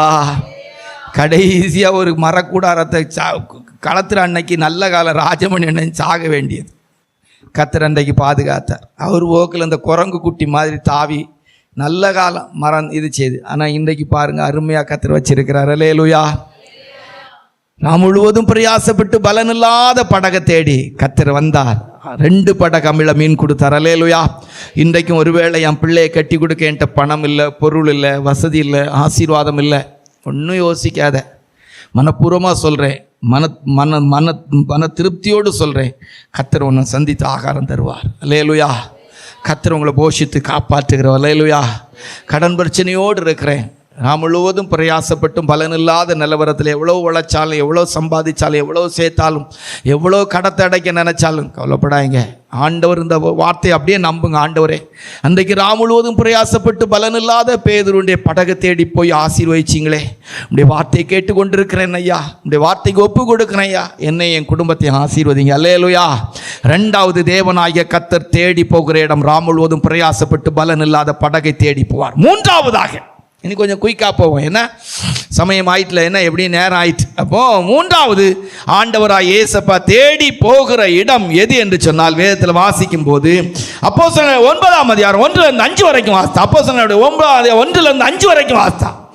சவுல் என்பவன் இன்னும் கர்த்தருடைய சீஷரை பயமுறுத்தி கொலை செய்யும்படி சீரி பிரதான ஆசாரியரிடத்திற்கு போய், இந்த மார்க்கத்தாராகிய புருஷரையாகிலும் ஸ்திரீகளையாகிலும் தான் கண்டுபிடித்தால் அவர்களை கட்டி எருசலேமுக்கு கொண்டு வரும்படி தமஸ்குவில் உள்ள ஜபாலயங்களுக்கு நிருபங்களை கேட்டு வாங்கினான். அவன் அவன் பிரயாணமாய் போய் தமஸ்குவுக்கு சமீபித்த போது சடுதியிலே வானத்திலிருந்து ஒரு ஒளி அவனை சுற்றி. எவ்வளவு நல்ல தெய்வம் பாருங்க. ஆண்டோடைய வழிக்கு மாறா ஒரு மனுஷன் போகும்போது அவனை தேடி போய் அவனை சந்திக்கிறார். அல்லேலூயா. உண்மையிலே ஆண்டவரெல்லாம் நினச்சி பார்த்தா சில நேரம் என்ன சொல்கிறது, ஆனந்த கண்ணீரை தவிர அவருக்கு முன்பாக ஒன்றுமே இல்லை. அல்லேலூயா. நம்ம வாழ்க்கையிலலாம் எடுத்து பார்த்தா, நான்லாம் என்ன யோசித்து பார்த்தா உண்மையிலே கிரேஸ் தான். எல்லா ஆண்டவருக்கு பிரியமான வழியில் நம்ம போகும்போது நம்மளை தேடி வந்து ரட்சிக்கிறாரே. அல்லேலூயா. ஆண்டவர் 3வது தேடி போகிற இடம், அவருக்கு பிரியமில்லாத வழியில் ஒரு மனுஷன் போகும்போது அங்கே போய் அவனை தூக்கிட்டு வருவார். அல்லேலூயா. ஏன்னா அவன் தான் எனக்கு பிரியமில்லாத வழியில் போகிறானே, அப்படி விட மாட்டார். உங்களுக்கு புரியும்னு நினைக்கிறேன். அல்லேலூயா. அப்போஸ்தலனாகிய பவுல் அவர்கள் சவுலாயிருந்த காலத்தில் தேவனுக்கு விரோதமான பாதையில் போகும்போது அந்த வழியில் அவனை சந்திக்கிறார். அல்லேலூயா. வேற வழியிலெல்லாம் போக மாட்டார். நல்லா கவனிச்சு கொள்ளுங்க. ஒரு ஆவிக்குரிய தெய்வ பிள்ளையுடைய வாழ்க்கையில் அழைக்கப்பட்டவங்க, தேவனால் தெரிந்து கொள்ளப்பட்டவர்கள், அப்போஸ்தலனாகிய பவுல் அவர்கள் அதான் சொல்ல, உலக தோற்றத்துக்கு முன்பாக தாயின் வயிற்றிலிருந்தே கிருபையினால் அழைத்த தெய்வம். தேவன் ஒரு மனிதனை முன்குறித்துட்டா, கர்த்தர் ஒரு மனிதனை அழைத்திருந்தா, கர்த்தர் ஒரு மனிதனை தெரிந்தெடுத்திருந்தா, கர்த்தர் ஒரு மனிதனை நீதிமானாக்கணும்னு நினைச்சிட்டா, கர்த்தர் ஒரு மனிதனை மகிமைப்படுத்தணும்னு நினைச்சிட்டா, பிதா நாட்டக்கூடிய நாட்டுங்கிற இடத்துல இருந்துட்டா, அவன் ஆண்டவருக்கு பிரியமான வழியில போனாலும் அங்க போய் அவனை தூக்கிட்டு வருவார். அல்லேலூயா. தேவன் தேடி போகிற 3வது இடம், தேவனுக்கு பிரியமில்லாத இடத்தை நீ செலக்ட் பண்ணி போனாலும், எழுத்தின்படியே சவுல் என்கிற வாலிபனை ஆண்டவராகிய தேவன் சந்தித்து பவுலாய் மாற்றினது போல இன்றைக்கும் இந்த காலை ஆராதனைக்கு வந்திருக்கிற சகோதரனே சகோதரி, அருமை தேவனுடைய பிள்ளை, ஒருவேளை இந்த தெய்வ சத்தத்தை கேட்டுக்கொண்டிருக்கிற உன்னுடைய வாழ்க்கையிலே இந்த நாட்களிலே நீ போகிற பாதை, நீ தெரிந்து கொண்ட வழிகள் எல்லாம் தேவனுக்கு பிரியமற்றதா இருக்குமானால் இந்த ஆராதனையில கர்த்தர் உன்னை பார்த்து சொல்ல, நீ போகிற பாதையிலே, நீ போகிற வழியில நான் உன்னை சந்திப்பேன், நான் உன்னை தெரிந்தெடுப்பேன், நான் எனக்காய் உன்னை வேறு பிரிப்பேன். அல்லேலூயா, ஆமென். எவ்வளவு நல்ல தெய்வம்! இழந்து போனதை தேடவும் ரட்சிக்கவுமே வந்தார். அல்லேலூயா. தான் தெரிந்தெடுத்த 12 அப்போஸ்தலர்களால செயல்படுத்த முடியாத செயலை அப்படி அவருடைய மார்க்கத்துக்கு விரோதமா போனவனை பிடிச்சி வேலையை செய்ய வச்சார். அல்லேலூயா. அண்டோடைய அன்பு, அவருடைய தெரிந்து கொள்ளுதலெல்லாம், அவருடைய வழியெல்லாம் பார்க்கும்போது, அவருடைய செயலெல்லாம் பார்க்கும்போது, அவருடைய கிரியைகளெல்லாம் பார்க்கும்போது அவரை எப்படி புகழுகிறது, எப்படி பேசுறது, சான்ஸே இல்லை. அவர் மட்டும்தான் அவருக்கு மேன்மை. அல்லேலூயா. அவருடைய செயலெல்லாம் பார்த்தா, அவருடைய கிரியைகளெல்லாம் தியானிக்கும் போது ரொம்ப ஆச்சரியமாக இருக்கு. உங்களுக்கு எப்படி தெரியுதுன்னு தெரியல. அவனை விட்டுருக்கலாமே, என்ன ஒரு மனுஷனை தெரிஞ்சு எடுத்திருக்கலாமே, முடியுமா? முடியாது. அதனால தான் பரிசுத்த பவுல் சொல்லுவார், துரோகிகளுக்கு வரங்களை கொடுத்தார். அல்லேலூயா. நான் என் லைஃப்லலாம் அதை யோசித்து பார்த்துருக்கேன். நல்லா இந்த மார்க்கத்துக்குரியவனே கிடையாதுங்க, இந்த பைபிளுக்குரியவனே கிடையாது, பிரசங்கம் பண்ணுவதற்குரியவனே கிடையாது, சபை நடத்துவதற்குரியவனே கிடையாது, கன்வென்ஷன் பிரசங்கம் பண்ண போகிறதுக்குள்ள எந்த விதமான தகுதியே கிடையாது. ஒன்றுமே இல்லாதவன், ஒன்றுமே இல்லாதவனா ஒன்றுமே இல்லாதவன். இப்போ நீங்கள் அதை ஏற்றுக்கிற கஷ்டப்படுங்க. ஆனால் ஆண்டவர் அந்த வழியில் வந்தார். அல்லேலூயா. கர்த்தர் நம்மை தேடி வருகிற 3வது இடம். எப்பெல்லாம் நம்ம ஆண்டவருக்கு பிரியமில்லை நீ போகிற பாதை இருக்குதோ, எப்பெல்லாம் அவருக்கு பிரியமில்லாத பாதையை நம்ம தெரிந்தெடுத்து போகிறோமோ அங்கே தான் வருவார். அல்லேலூயா. அந்த இடத்துல தான் வந்து கர்த்தர் நம்மளை பிடிப்பார். அல்லேலூயா. ஆமாம், வேற எங்கேயும் வச்சு பிடிக்க மாட்டார். கர்த்தர் நம்மளை தேடி வர்ற இடம் நம்மளை விட்டுருவார். நம்மள சிலரெல்லாம் விட்டுருவார். போ மகனா, போ மகளை, போ போ அப்படிம்பார். அப்படி போவோம், போகிற இடத்துல அவருடைய வெளிச்சம் நம்மளை சந்திக்கும். அல்லேலூயா. சடுதியிலே ஒரு வெளிச்சம் உண்டாகி ஒரு சத்தம் உண்டானது, சவுலே சவுலே நீ ஏன் என்னை துன்பப்படுத்துகிறாய்? அல்லேலூயா. அவருடைய லைஃப் ரொம்ப ஆச்சரியம். சரி, ஓகே, 3வது அப்படியே நிறுத்திடும். அப்போ 3வது கர்த்தர் தேடி போகிற இடம் சொல்லுங்க பார்ப்போம். அவருக்கு பிரியமில்லாத வழியில் போகும்போது அவரால் முன்குறிக்கப்பட்டவர்கள், அவரால் தெரிந்து கொள்ளப்பட்டவர்கள், அவரால் அழைக்கப்பட்டவர்கள், அவரால் நீதிமான்கள் ஆக்கப்பட வேண்டியவர்கள், அவரால் மகிமைப்படுத்தப்பட வேண்டியவங்களை தேடி போய் ரட்சிக்கிறார். ரைட்டா? 3. 4 கர்த்தர் தேடி போகிற 4வது இடம் எது அப்படின்னு சொன்னால் அடுத்து வாசிக்கும்போது வேத புஸ்தகம் நமக்கு சொல்லிக் கொடுக்கிறது. யோவான் சுவிசேஷம் 5ஆம் அதிகாரம் 5, 6. யோவான் சுவிசேஷம் 5ஆம் அதிகாரம் 5, 6 வாசியா. 38 வருஷம் வியாதி கொண்டிருந்த ஒரு மனுஷன் அங்கே இருந்தான். படுத்திருந்த அவனை இயேசு கண்டு, அவன் வெகு காலமாய் வியாதியஸ்தன் என்று அறிந்து அவனை நோக்கி, சொஸ்தமாக வேண்டும் என்று விரும்புகிறாயா என்று கேட்டார்.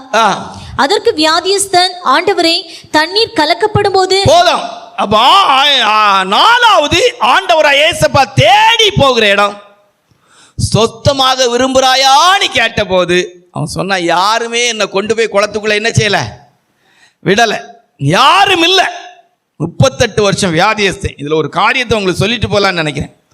ஒரு சில இடங்கள் உங்களுக்கு ஆண்டவர் தருவார், இந்த இடத்தை விட்டு போயிடவே செய்கிறாங்க. பிடிச்சா இந்த வார்த்தையை எடுத்துக்கொள்ளுங்க, கட்டாயப்படுத்தலை. அதாவது பெத்லகேமை கர்த்தர் சந்தித்து ஆகாரம் கொடுத்தார் அப்படிங்கிறதுலேருந்து ஒரு சின்ன வேர்டு பாருங்க. அந்த பெத்லகேமை விட்டு நகோமி போனா அவ வாழ்க்கையில் இழக்கக்கூடாததெல்லாம் இழந்தா, அவள் புருஷன் பிள்ளைகளை இழந்தா. ரைட்டா? அதே பெத்லகேமில் சிலர் தங்கி இருந்தாங்களா? இருக்கலையா? இருந்தாங்க. அதே பெத்லகேமில் தங்கி இருந்தாங்க. அது மாதிரி லைஃப்பில் சில நேரம் ஒரு சபையாக இருக்கலாம், ஒரு இடமா இருக்கலாம், ஒரு வேலை ஸ்தலமாக இருக்கலாம். கஷ்டம் பிரச்சனைன்னு போயிடாது. போயிட்டா இருந்ததும் சிலது போயிடும். இது ஒரு எச்சரிப்பாக கூட எடுத்துடு இருக்கு. அப்படியே இருந்து அந்த பெத்லகேமில் சிலர் அப்படியே இருந்தாங்க. நகோமி செழிப்பான வாழ்க்கை வாழ்றதுக்கு எங்கே போனா? மோவாப் தேசத்துக்கு போனா. இருந்ததும் போயிட்டு. சிலர் அப்படி தான் வேலையில் கூட ஒரு இடத்துல இருக்கிற வேலையை விட்டுட்டு யாராவது எங்கேயாவது அகல கால் வச்சுருப்பாங்க, அங்கே போயிடுவாங்க. இருந்ததும் போயிடும். ரொம்ப முக்கியம். சிலர் அப்படி தான், சில ஸ்தாபனங்களை விட்டு அப்படி கொஞ்சம் கஷ்டம் இருக்குன்னு சொல்லி அடுத்த ஸ்தாபனத்துக்கு போயிடுவாங்க. சிலர் சபைகளை விட்டு இப்படி போவாங்க. இந்த சுவாலியே வைக்காங்க. எங்கேயாவது ஒன்றை கத்தர் வச்சிருந்தா அங்கே இருந்து, அங்கே எலும்புகளெல்லாம் பள்ளத்தாக்கில் கிடந்துச்சான். எங்கே கிடந்துச்சு? வேற ஒரு பள்ளத்தாக்கில் இல்லை, அங்கே தான் கிடந்துச்சு. அங்கே ஒரு தீர்க்க தரிசனம் உண்டாகி அது சேனையாக மாறிச்சு. அல்லேலூயா. கத்தர் உங்களை எங்கே வைக்கிறாரோ, எந்த இடத்துல இருக்க சொல்கிறாரோ அந்த இடத்த விட்டு போயிடவே செய்யுங்க. அல்லேலூயா.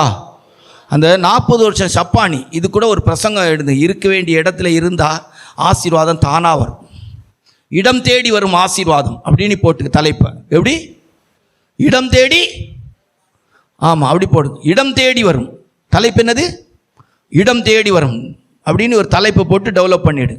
3வது பாயிண்ட், அந்த ஆலயத்தின்டே அலங்கார வாசல்கிட்ட ஒருத்தன் இருந்தான். எங்கே இருந்தான்? அலங்கார வாசல்கிட்ட இருந்தான். பேதுரு அப்போஸ்தலனா எவ்வளோ வாசல் இருந்திருக்கு அப்படி தானே ஆலயத்தில். அந்த வாசலில் போயிருக்கலாம். அன்னைக்கு எந்த வாசலில் கொண்டு போக வச்சார் ஆண்டவர்? பேதுருவையும் யோவானை எந்த வாசல் வழியாக போக வச்சார்? அல்லேலூயா. ரொம்ப கவனமாக இருக்கணும். அல்லேலூயா. ஆண்டவர் தேடி வந்து ஆசீர்வதித்தார். அல்லேலூயா. இங்கே என்ன நடந்துச்சு? 38 வருஷம் வியாதியஸ்த எங்க இருந்தா? ஆமாம், பெஸ்தா குளத்தை நம்பியே கிடந்தான். அல்லேலூயா. இந்த தெய்வீக சுகத்தில் நம்பிக்கை உள்ளவர்கள், ஏசப்பாவால் சுகமாகணும்னு விரும்புகிறவங்க கண்ட ஆஸ்பத்திரிக்கெல்லாம் போகாது. உமா ஆஸ்பத்திரிக்கு போனேன், அரபிக்கடல் ஆஸ்பத்திரிக்கு போனேன், கிம்ஸுக்கு போனேன், பென்சாமுக்கு போனேன், அப்புறம் இதுக்கு போனேன், ஜெயசேரனுக்கு போனேன், மோரிஸ் மத்தியாஸுக்கு போனேன், ஜெயகரனுக்கு போகிறேன்னு சுற்றி போகாது. இரு ஒரு இடத்துல. தெய்வீக சுகத்தை விசுவாசிக்கிறீன்னா இருந்துரு. தேடி வருவார். வந்தால் சுகம் கிடைக்கும், இல்லைன்னா அவுட்ட போ. சுகமாக அவுட்ட போகலாம். அல்லேலூயா. நீ சுகமாக இருக்கன்னா தேடி வந்து சுகத்தை தருவார். சுகமாக வாழன்னா கூட்டு போயிடுவார். ரெண்டும் அப்படி தான். தேடி வந்து சுகமும் தருவார், அப்படி இல்லைன்னா சுகமாக வாழ்கிறதுக்கு உன்னை கூட்டு போயிடுவார். லாசருவை போல. சரியா தாப்பா? சரியா தாப்பா? எப்படி நீ சாவா, எப்படி நான் சாவேன், நீ சாவான்னு உங்களை சொல்லதை விட என்ன சேர்த்து சொல்லு. எப்படி நான் சாவேன், எப்படியும் சாவேன். ஒவ்வொரு ஆஸ்பத்திரிக்கா ஸ்கேன் ரிப்போர்ட்டோடு ஓடாது போகாத. இரு. சாவு இடத்தை தேடி வருவார். சாவு இடத்தை தேடி 38 வருஷம் தேடி வந்தாரா வரலையா? மருந்து எடுக்கிறவங்க போங்க, தெய்வீக சுகத்தில் இருக்கிறவங்க இருந்துருங்க. தேடி வருவார். அல்லேலூயா. அவன் தெய்வீக சுகத்துக்கு பெஸ்தா குளத்தை நம்பி இருந்தான். அல்லேலூயா. ஸ்கேன் ரிப்போர்ட்டை நம்புகிறவங்க, டாக்டர் நம்புகிறவங்க, மருந்தை நம்புகிறவங்க, நீங்கள் தமிழ்நாட்டில் இருக்க எல்லா ஆஸ்பத்திரி போ. அப்போலோவுக்கு போ, மீனாட்சிக்கு போ, காவேரிக்கு போ, கழுதாற்றுக்கு போ. உன்னை யாரும் கேட்க மாட்டாங்க. நீ போக்காடா உன்னை தெளிச்சு விட்டுருக்கிற. நீ போக்காடு. நீ யாரு? போக்காடு.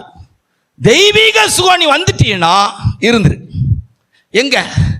பெருசா குளத்துக்கிட்டே படுத்துரு. சுகமா படுத்துரு. எழுந்திருக்கவே செய்யாது. அவர் வருவார். யார் வருவாங்க? தேடி வருவாரா வரமாட்டாரா? நீ தேடி போகாண்டாம். நீ இருக்க வேண்டிய இடத்துல இருந்தா வர வேண்டியவர் வருவார். எல்லாரும் சொல்லுங்க. நான் இருக்க வேண்டிய இடத்துல இருந்தா வர வேண்டியவர் வருவார். அல்லேலூயா. ஒரு ஆஸ்பத்திரியில் டாக்டர் விசிட்டிங் வர்றது போல நான் தெய்வீக சுகத்துக்காக ஆண்டவரை நம்பி இருக்க வேண்டிய இடத்துல இருந்தா, ஆண்டவரை நம்பி படுக்க வேண்டிய இடத்துல படுத்திருந்தா யார் வருவா? பரம டாக்டர் வருவா. சொல்லுங்களா? நான் இருக்க வேண்டிய இடத்துல இருந்தா என்ன சுகமாக்குற டாக்டர் இயேசு வருவார். அப்படி சொல்லக்கூடாது. என் அப்பா வருவார். எங்க அப்பா வருவார். அல்லேலூயா. வந்தாரா வரலையா? வருவாங்களா? வயசானவங்கெல்லாம் கேளுங்க. என்ன தூக்கிட்டு போகிற ஆள் இல்லை, கவனிக்க ஆள் இல்லை, வயிறு வலியில் கஷ்டப்படும், தலைவலியில் கஷ்டப்படும், ப்ரெஷர் ஏறி கிடக்கு, வேர்த்துக்கிட்டு இருக்குது. இப்போ உயிர் பெயரும் ஃபோனை எடுத்து குடும்பத்தில் ஃபோன் பண்ணிலே எங்களை இருக்கா வார, இப்போ எனக்கு உடம்பு சரியில்லை கூட்டு போகலன்னு சொல்லி அவங்கள பயமுறுத்தாங்க. படுத்துரு, ஃபோனை சுவிட்ச் ஆஃப் பண்ணிட்டு படு. அவர் வருவார். உன்னுடைய ஆயுசு அவருடைய கரத்தில் இருக்கு. அல்லேலூயா. என்னுடைய ஆயுசு அவருடைய கரத்தில் இருக்கு. அல்லேலூயா. தலையில் இருக்க முடியெல்லாம் கர்த்தர் எண்ணி வைத்திருக்கிறார். அல்லேலூயா. இருக்க வேண்டிய இடத்துல இருந்தா சொல்லுங்க, வர வேண்டியவர் வந்து எனக்கு சுகத்தை தருவார். அல்லேலூயா. எனக்கு சுகத்தை தருவார். அல்லேலூயா. அல்லேலூயா. அல்லேலூயா. என்ன நல்ல ஆண்டவர். அல்லேலூயா. இப்படியெல்லாம் ஒரு ஆண்டவர் இருக்க நான் ஏன் பயப்படணும்? நான் ஏன் கலங்கணும்? அல்லேலூயா. நான் போக்கில் அந்த கட்டில் படுத்துக்கலாம், இல்லைன்னா இதில் கீழே படுத்துக்கலாம். அல்லேலூயா. தேடி இயேசு வந்தார், என்னை தேற்றி வாழ வைத்தார். என்னை தேடி இயேசு வந்தார், என்னை தேற்றி வாழ வைத்தார். அல்லேலூயா. என்ன அருமையான பாட்டு, என்ன அருமையான வார்த்தை. சரி, அப்போ 4வது ஆண்டவர் தேடி வர்ற இடம் எது? யாருமே உதவி செய்ய முடியாத, யாருமே சுகமாக்க முடியாத வியாதி படுக்கையில் இருக்கிற நம்மை ஆண்டவர் தேடி வந்து சுகமாக்குவார். அல்லேலூயா. 4, 5 தேடி வருகிற தெய்வம் எங்க தேடி வருவார்? அல்லேலூயா. சரியா? வாசிப்போம். யோவான் சுவிசேஷம் 11ஆம் அதிகாரம் 39-40. யோவான் சுவிசேஷம் 11ஆம் அதிகாரம் 39-40 வாசியா. இயேசு கல்லை எடுத்து போடுங்கள் என்றார். மரித்தவனுடைய சகோதரியாகிய மார்த்தாள் அவரை நோக்கி, ஆண்டவரே, இப்பொழுது நாருமே 4 நாளாயிற்றே என்றாள். இயேசு அவளை நோக்கி, நீ விசுவாசித்தால் தேவனுடைய மகிமையை காண்பாய். 5வது வாடை அடிக்கிற இடத்தை தேடி வருவார். சரியா தப்பாங்க? பிரசங்க வசனத்துக்குள்ள தானே நிக்கிறோம். வாடை அடிக்கிற இடத்தை என்ன செய்வாரு? ஆமா, இப்போ எழுத்தின்படியே அங்க மரிச்ச லாசருவை தேடி கல்லறை நோக்கி போனார். இவ்வளவு நாள் அவங்க வீட்டுக்கு போன ஆண்டவர் இன்றைக்கு எங்க வந்தாங்க? கல்லறைக்கு வந்தாங்க. அல்லேலூயா. அல்லேலூயா. இந்த வாழ்க்கையில நிறைய விஷயங்கள் இதுல கற்றுக்கொள்ளலாம். ஆண்டவருக்கு சாப்பாடு போட்டு ஆண்டவர் வரும்போதெல்லாம் அந்த பெத்தானியா கிராமத்தில் ஆண்டவர் அந்த தங்குற இடம், கொஞ்சம் நேரம் இருக்கிற இடம் ஏதான், தங்குற இடங்கிறத விட இருக்கிற இடம் ஏதான், மார்த்தாள் மரியாள் வீடு தான். இன்றைக்கு அந்த வீட்டில் ஆள் இருக்கோ இல்லையோ, மரியாள் அங்கே தான் இருந்தாங்க. ஆனால் வீட்டுக்கு போகல. எங்கே தான் வராங்க? நேராக கல்லறையை நோக்கி வர்றாங்க. அல்லேலூயா. இன்றைக்கும் ஒருவேளை கடந்த காலங்களில் ஆண்டவருக்கு பிரியமாக வாழ்ந்து ஆண்டவருக்கு பிரியமான ஜீவியத்துக்கு ஏதுவாய் பிரயாசப்பட்டு ஏதோ ஒரு பகுதியில் உன் வாழ்க்கைக்குள்ளே ஏதோ ஒரு விஷயத்தில் தோல்வி அடைந்த ஒரு நிலவரத்தில் இந்த லாசருவை போல மரித்து 4 நாளான அனுபவத்தில் வாடை அடிக்கிற ஒரு கல்லறையின் அனுபவத்தில் உன் ஜீவியம் இருக்குமானால் கர்த்தர் அன்றைக்கு லாசருவின் கல்லறையை தேடி வந்து அவனை உயிரோடு எழுப்புனது போல எத்தனை பேர் விசுவாசிக்கிறேன்? என் வாழ்க்கையின் பலகீனங்கள், என் வாழ்க்கையின் தோல்விகள், என் வாழ்க்கையின் குறைவுகளை தேடி வந்து ஆண்டவர் அதை மாற்றி கண்டிப்பாக அதை மகிமையாய் என் வாழ்க்கையில் நறுமணமாய் மாற்றுவார். அல்லேலூயா. 4 நாள் ஆகிறதே வாடை அடிக்குமே என்று சொன்ன சகோதரிமார்கள் மத்தியில், அந்த ஜனத்தின் மத்தியில் கல்லறையிலிருந்து லாசரு உயிரோடு எழுப்புனது போல இந்த காலை ஆராதனைக்கு வந்திருக்கிற சகோதரி, அருமை தேவனுடைய பிள்ளை, வாழ்க்கை நிந்த நிறைந்த வாழ்க்கையாய், அவமானம் நிறைந்த வாழ்க்கையாய், தோல்வி நிறைந்த வாழ்க்கையாய், பலகீனம் நிறைந்த வாழ்க்கையாய், அற்பமாய் மற்றவள் இழிவாய் என்னை பேசக்கூடிய ஒரு வாழ்க்கையாய் இருக்கிறது. என் வாழ்க்கையின் அனுபவங்கள் எல்லாம் நாற்றம் அடிக்கிறதாய் காணப்படுது என்று நினைப்பாயானால், தேவனால் நேசிக்கப்படுகிற ஒரு தேவனுடைய பிள்ளையாய், தேவனால் தெரிந்து கொள்ளப்பட்ட தேவனுடைய பிள்ளையாய் இருப்பாயானால், அன்றைக்கு ஆண்டவராகிய இயேசுப்பா லாசருவின் கல்லறையை தேடி போய் அவனை உயிரோடு எழுப்புறது போல, அழைத்தவர் உண்மை உள்ளவர், அவர் அப்படியே செய்வார் என்று சொன்னது போல, உன்னுடைய ஆவியிலும் ஆத்துமாவிலும் சர்வத்திலும் நீங்களும் நானும் மறுரூபமாகும்படியாக அதற்கு அந்நியமாய் வாடையடிக்கிற அனுபவத்தில் இருக்க பலகீனங்கள், குறைவுகள், தோல்விகள் எல்லாவற்றையும் கர்த்தர் மாற்றுவார். அல்லேலூயா. 5வது தேடி போகிற இடம் கல்லறை. என்னது? கல்லறை. மரித்தவர்கள் மரித்த அனுபவத்துக்கு உயிர் கொடுக்கிற சில சம்பவங்கள்லாம் இருக்கு. கர்த்தருக்கு சித்தமானால் அதை ஒரு நாள் பிரசங்கமாய் பண்ணலாம். காய்ந்து போன கோல் துளிர்த்தது. காய்ந்து போன கோல் துளிர்த்தது. அல்லேலூயா. இது போல நம்முடைய லைஃப்ல எதெல்லாம் செத்துட்டு முடிஞ்சிட்டு அப்படின்னு நினைக்கிறோமோ அதெல்லாம் உயிரோடி வரும். அல்லேலூயா. கற்பம் செத்தவள் குழந்தையை பெற்றெடுத்தாள். அல்லேலூயா.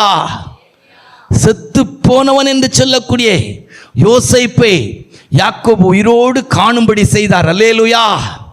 கர்த்தருடைய பரிசுத்த நாமத்துக்கு மகிமை உண்டாகட்டும்.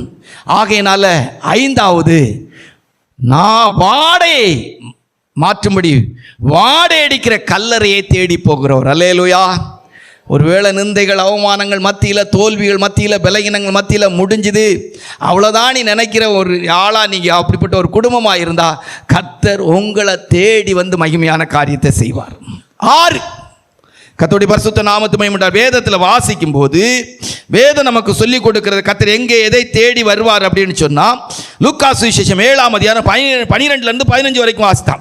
லூக்கா சுவிசேஷம் 7ஆம் அதிகாரம் 12 15 வாசிங்க. அவர் ஊரின் வாசலுக்கு சமீபித்த போது மரித்து போன ஒருவரை அடக்கம் பண்ணும்படி கொண்டு வந்தார்கள். அவன் தன் தாய்க்கு ஒரே மகனாய் இருந்தான், அவளோ கைம்பெண்ணாய் இருந்தாள். ஊராரில் வெகுஜனங்கள் அவளுடனே கூட வந்தார்கள். கர்த்தர் அவளை பார்த்து அவள் மேல் மனதுருகி அழாதே என்று சொல்லி, கர்த்தருடைய பரிசுத்த நாமத்துக்கு மகிமை உண்டாகட்டும். நாயின் ஒரு விதவை. இந்த சம்பவத்தை இப்படி சொல்லுவாங்க. இதற்கு முன்னால் ஒரு தடவை இதை சொல்லியிருக்கிறேன். சரியா? ஒரு ஏழை குடும்பம், என்ன சொல்லலாம், நம்ம ஊர் பாசையில் சொன்னால் கொத்து வேலைக்கு போகிற குடும்பம். ஒரே பையன் 7ஆம் வகுப்பு படிக்கிறான். பையன் 7ஆம் வகுப்பு இல்லை, 11ஆம் வகுப்புன்னு வைங்க. வாலிபு பையன்ல ஒரு 16 வயசு பையன். சரியா? பையன் 10ஆம் வகுப்பு பாஸ் ஆகிருக்கான், 11ஆம் வகுப்பு போகிறான். தகப்பனார்ட்டு அந்த காலத்தில் இப்போ ஓரளவு புக்கு நோட்டு இதெல்லாம் கொடுக்குறாங்க. இது கொஞ்சம் காலத்துக்கு முன்னால் நடந்த ஒரு சம்பவமாக. தகப்பனார் கொத்து வேலைக்கு போகிறாரு. அவங்ககிட்ட முந்தின நாளே 2 நாளைக்கு முன்னாலே என்னெல்லாம் புக்கு நோட்டெல்லாம் வாங்கணும் அப்படின்னு சொல்லி எனக்கு தெரியும். அந்த பழைய காலத்தில் 1985, 86, 87 இந்த காலகட்டத்தில் நாங்கள் படிக்கும்போது ஒரு கைடு வாங்குறதுக்கு, கோனார் தமிழுரை இப்படிலாம் ஒரு கைடு வாங்குறதுக்கு என்ன பிரயாசப்பட்டிருப்போங்கிறது தெரியும். கிடைக்காம இருக்கும், கிடைச்சா கூட வாங்குறதுக்கு வழி இருக்காமல் அப்படி இருக்கும். புக்கு நோட்டு வாங்குறதுக்கு ரொம்ப பிரயாசப்பட்டிருக்கும். அப்படியெல்லாம் ரொம்ப கஷ்டப்பட்ட காலங்களுக்கு ஒரு யூனிஃபார்ம், அதாவது அந்த லீவு நாட்கள் முடிஞ்சு 8ஆம் வகுப்பு முடிஞ்சு 9ஆம் வகுப்பு போகும்போது யூனிஃபார்ம் சரியாக இருக்காது. நிறைய பேருக்கு அந்த அனுபவம் இருக்கும். பேண்டெல்லாம் பார்த்தீங்கன்னா இங்கே மேலே வந்துடும். அந்த பேண்டெல்லாம் இப்போ இருந்தால் நல்ல விலைக்கு விற்கலாம். எல்லாம் மேலே தான் இருக்கும், அது போட்டு போக முடியாது. அப்படி கஷ்டப்பட்டிருக்க நாட்கள் இருக்குது. ஒரு வாரம் அந்த கலர் போடலாம், அதுக்கு பிற்பாடு வெளியே விட்டுருவாங்க. இப்படியெல்லாம் பிரயாசப்பட்ட காலங்கள்லாம் இருக்குது. அப்படி ஒரு ஏழ்மையான குடும்பம். அப்போ புக்கு நோட்டுக்குள்ளே இதை கொடுத்து விட்டாங்க. தகப்பனார் வேலை செய்துட்டு வராரு, பையனுக்கு படிக்க வைக்கணுங்கிறதுக்கான இதில் வராரு. அன்றைக்கு அவர் வரும்போது எதிர்பாராமல் ஒரு ரோடு கிராஸ் பண்ணும்போது லாரி அடிக்குது, ஆள் விபத்துக்குள்ளாகிறாரு. பார்த்தா உயிர் போகிற கண்டிஷன் ஆகுது. வீட்டுக்கு அறிவிப்பு போகுது. பையனும் தாயுமா வாராங்க. வந்தா சொல்கிறாங்க, தகப்பனார் உயிர் போகிற நல்லத்தில் இருக்குது, ஆஸ்பத்திரி போகிற தூக்க எடுக்க நிற்கிறாங்க. அதுக்கு முந்தைய அவர் சொல்லார், நான் செத்து போவேன், நீ என்ன வேலை செய்தாது என் பையனை காப்பாற்றிரு அப்படின்னு சொல்லி கண்ணீர் மல்க சொல்லிவிட்டு அவர் செத்து போகிறார். கதறா, நல்ல புருஷன், இல்லை கதறி கதறி அழுகிறா. ஒரு பக்கம் பையனை பார்க்குறா, புக்கு நோட்டு வாங்கிட்டு வரும்போது இப்படி ஆயிடுச்சு அப்படின்னு சொல்லிட்டு அழுகிறா. அழுதுட்டு அடக்கம் பண்ணிவிட்டு பையனுக்காக 10 வீட்டு பாத்திரம் தேய்ச்சி எடுத்து பையனை வளர்க்க வைக்கிறாங்க. பையன் கஷ்டம் அறிஞ்சு நல்ல பையனாக வளர்றான், நல்லா படிக்கிறான். +1 படிக்கிறான், +2 படிக்கிறான். கொஞ்சம் சலுகைகள் கிடச்சி காலேஜ் முடிக்கிறான். பேங்க் எக்ஸாம் எழுதுகிறான். பேங்க் எக்ஸாம் எழுதி வேலைக்காக காத்துட்ருக்கான். ஒரு நாள் காலையில் எழுந்திரிச்ச போது அவங்க அம்மாட்ட சொல்கிறான், அம்மா எனக்கு கொஞ்சம் நெஞ்சு வலி. பொதுவாகவே அவன் கொஞ்சம் பலகீனமாக இருக்கிறது போல் சொல்லுறான். அன்னைக்கு சொல்கிறான், கொஞ்சம் நெஞ்சு வலிக்கிறேம்மா இருக்குமாங்கிறான். என்னடா அதெல்லாம் ஒன்றும் செய்யாங்கிற. இல்லைம்மா கொஞ்சம் ஜஸ்ட் பெயின் கூடுதலாக இருந்தேம்மா இருக்குது, தலை பாரமாக இருக்குங்கிறான். அப்படின்னு சொன்னோன்னே அவங்க அம்மா கூப்பிட்டு அப்படி பார்க்குறாங்க. கொஞ்சம் வேர்த்துட்டு இருந்தே போல் இருக்குது. சரி ஒன்றும் இல்லை, நான் அவனுக்கு காப்பி போட்டு தரேன் அப்படிங்கிறது போல் வச்சுறாங்க. அவங்க காப்பி போடைக்கு பிரயாசப்படும் போது அவனுக்கு ரொம்ப கஷ்டமாக இருக்குங்க. மணி 9:30 10 மணி ஆகுது. மணி 10 மணி ஆகுது. அவங்க ரொம்ப கஷ்டமாக இருக்க போல இருக்குது. என்னடா செய்யுது அப்படின்னு சொல்லி ஒரு ஆளை கூப்பிடவும் முடியாது, ஒரு கிராமத்தின் அனுபவம் அப்படிங்கிற போல் இருக்கிறாங்க. அவன் மடியில் வச்சுட்டு என்னப்பா என்ன செய்யுதுங்கிறாங்க. அவனுக்கு வேர்த்துக்கிட்டே இருக்குது, துடைக்கிறாங்க. ஆளை கூப்பிடனா முடியாது. மணி 10:30 மணி ஆகுது. அவனுக்கு ஹார்ட் நல்லா நெஞ்சு நல்லா வலிச்சு அவனுக்கு உயிர் போகிறது போல், அம்மா நான் செத்து போகும் போல் இருக்கேங்கிறாங்க. அப்போது 10:30 மணிக்கு வீட்டு வாசலில் போஸ்ட் அப்படின்னு ஒரு சத்தம் கேட்குது. என்னையா அப்படிங்கிறாங்க. ஐயா மா ஒரு பேர் வச்சுக்கிடுவோமா, சுரேஷ். சுரேஷுக்கு போஸ்ட் வந்திருக்கு. என்னையா போஸ்ட்டுங்க, அவனே சாகுறதுக்குறான். அவன்மா எனக்கு நெஞ்சு வலிக்குமா அப்படிங்கிறான். அட்டாக்கில் இறந்துறான். வச்சிட்டு இருக்கிறாங்க. போஸ்ட்மேன் சொல்கிறான், அம்மா ஐயா என்னையா அங்கேயே அவன் உயிர் போகிற கண்டிஷனில் போயிட்டு இருக்கே போல இருக்கு, வாங்க உள்ளே வந்து பார்க்குறான். செத்து போயிர் போல எல்லாம் இருக்குதுன்னு சொல்கிறாங்க. என்ன போஸ்ட்டுங்கிறாங்க. பிரித்து பார்த்தா அவனுக்கு பேங்க்கில் வேலைக்கு அப்பாயின்மெண்ட் ஆர்டர். துடிக்கிறா. ஐயா, நீ அன்னைக்கு படிக்க வைக்கணும்னு சொன்னதுனால தானே இவனை கஷ்டப்பட்டு படிக்க வச்சேன். அவன் படித்து வேலைக்கு எழுதியிருக்கும் போது இப்படி நடந்துட்டே அப்படின்னு சொல்லி மார்பில் அடித்து தலையை விரித்து போட்டு ஓலமிடுகிறான். இனி என்ன செய்கிறது? நானும் செத்தா இந்த பிரேதத்தை கூட அடக்கம் பண்ணுவாங்களா நீ நினச்சி தூக்கிட்டு வார. அவள் தூக்கி வரப்படும் போது தான் ஒருவர் அவளை சந்திக்கிறார். அல்லேலூயா. 400 விதவையுடைய கண்ணீரை துடைக்கும்படியாக முழு நம்பிக்கையும் இழந்து ஒரு இளம் விதவையா தூக்கிட்டு வார. அவ ஜோம் பண்ணலங்க, அவ கூப்பிடலங்க, அவர் தேடி போனார். அல்லேலூயா. ஃபஸ்ட்டு வேர்ட் அழாதே. நம்முடைய பிரசங்கத்தில் ஒரு வார்த்தை இருக்கு, ரிதம், சொரம், சத்தத்தின் ரிதம். ஒரு பாட்டுக்கு ரிதம், பாட்டுக்கு சொரம்னு சொல்லுவாங்க. ரிதம் தேவனுடைய சத்தம். அன்றைக்கு ஒரு சத்தம் அவளை சந்திச்சு. அழாதே. ஊரில் நிறைய பேர் ஆறுதல் சொல்லியிருப்பாங்க, நான் உனக்கு தையல் மிஷின் வாங்கி தரேன், என் வீட்டுக்கு வா. நம்ம எஸ்லியக்கு அடிக்கடி சொல்லுவாங்க. என்ன சாப்பிட கூப்பிட்றாங்க, என் வீட்டுக்கு வந்துடுன்னு கூப்பிட்றாங்க. என் சகோதரி குடும்பத்தில் உள்ள பிள்ளைகள் கூட கூப்பிட்றாங்க, என் கூட வா. நான் ஒரு இடத்துக்கும் போக மாட்டேன், ஒரு இடத்துக்கும் போக மாட்டேன். நம்ம செல்வராணி அம்மா சொல்லுவாங்க, என்ன எல்லா பிள்ளைகளும் கூப்பிட்றாங்க, அங்கே போய் எப்படி நான் நிம்மதியாக இருக்க முடியும்? நான் எப்படி நிம்மதியாக சுற்றிட்டு வர முடியும்? நான் எப்படி இருக்க முடியும்? அங்கே டிவி ஓடும், அது ஓடும், எனக்கு நிம்மதியாக இருக்கா? நான் இங்கே தான் படுப்பேன், நான் தனியாக தான் இருப்பேன். அல்லேலூயா. அப்படி நிறைய பேர் அவளுக்கு ஆறுதல் சொல்லியிருப்பாங்க. கவலைப்படாத, என் வீட்டு தோட்டத்தில் ஒரு ரூம் கட்டி தரேன் உனக்கு, என் வீட்டில் உன்னை தங்க வைக்கிறேன், நான் உன்னை சாப்பாடு போடுறேன். இப்போ லைசாக்காவே அப்படி கூப்பிடுவாங்க, வாமா நீ அங்கே இருக்கா, என் வீட்டுக்கு வந்துரு, நான் சாப்பாடு போடும். செத்தாலும் சாவும், சிலந்தி தாங்கூட்டில் தான் என்ன செய்யும் அப்படின்னு இருக்கிறாங்க. இப்படி நம்ம சபையிலெல்லாம் சிலருக்கு நல்ல நல்ல இந்த நாயின் ஒரு விதவையை போல் கொஞ்சம் வீம்புகள் நல்லா தான் இருக்குது. அல்லேலூயா. இப்போ ஒரு பக்கம் யோசித்தா நல்லா தான் இருக்கும் போல் தெரியுது. ரைட்டா? கூப்பிட்டாங்க, ஆறுதல் படுத்தினாங்க. இல்லை, அழுதுகிட்டே பாடையை சுமந்து போனார்கள், அழுதுகிட்டே பெட்டியை சுமந்து போனாங்க. முதல் வேட் ஆண்டவர் பார்த்து சொன்னார், அழாதே. மனதுருகி எப்படி இருந்திருக்கும்? நம்மளை போல தான் நம்மளே இப்படி ஒரு சம்பவத்தை ஜோடித்து சொல்லும்போது ஒரு கண்ணீர் வந்து அந்த சத்தம் இவ்வளோ பம்முமானா அன்னைக்கு அவர் எப்படி அழுதுருப்பார்? என்ன மனதுருகி அப்படி உருகி, அழாதே. என்ன சொல்லியிருப்பார்? அழாதம்மா.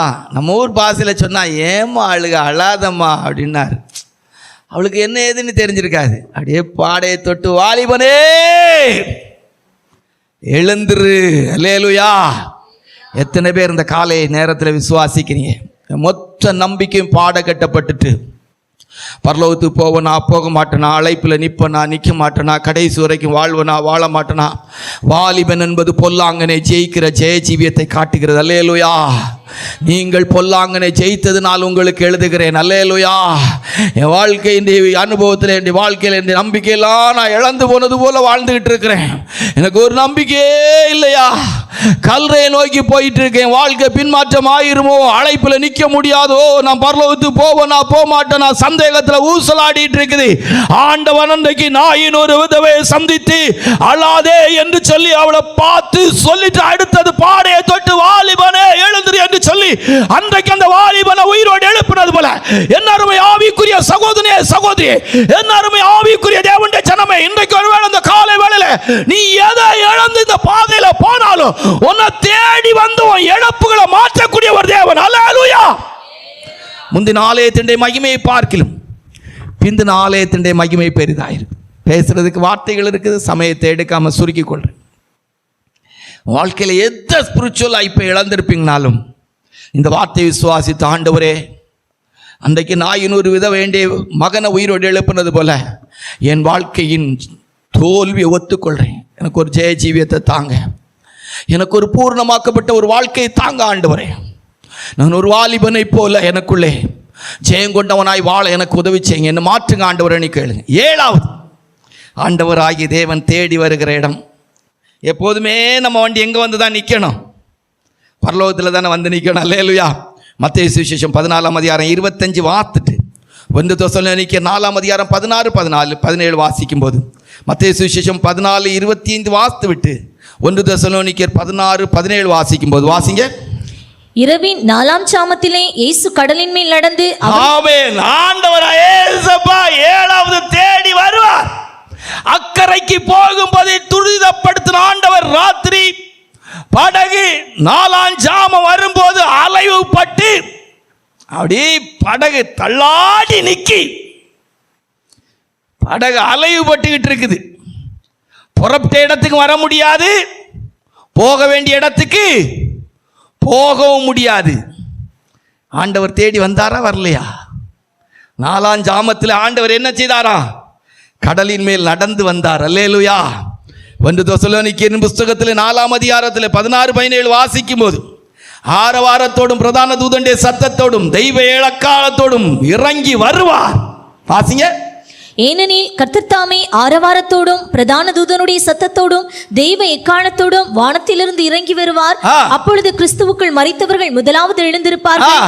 பின்பு உயிரோடு இருக்கும் நாமும் கர்த்தருக்கு எதிர்கொண்டு போக மேகங்கள் மேல் அவர்களோட கூட ஆகாயத்தில் எடுத்துக்கொள்ளப்பட்டு இவ்விதமாய் எப்பொழுதும் கர்த்தருடனே கூட எப்பொழுதும் கர்த்தரோடு வருவார், திரும்பி வருவார். அல்லேலூயா.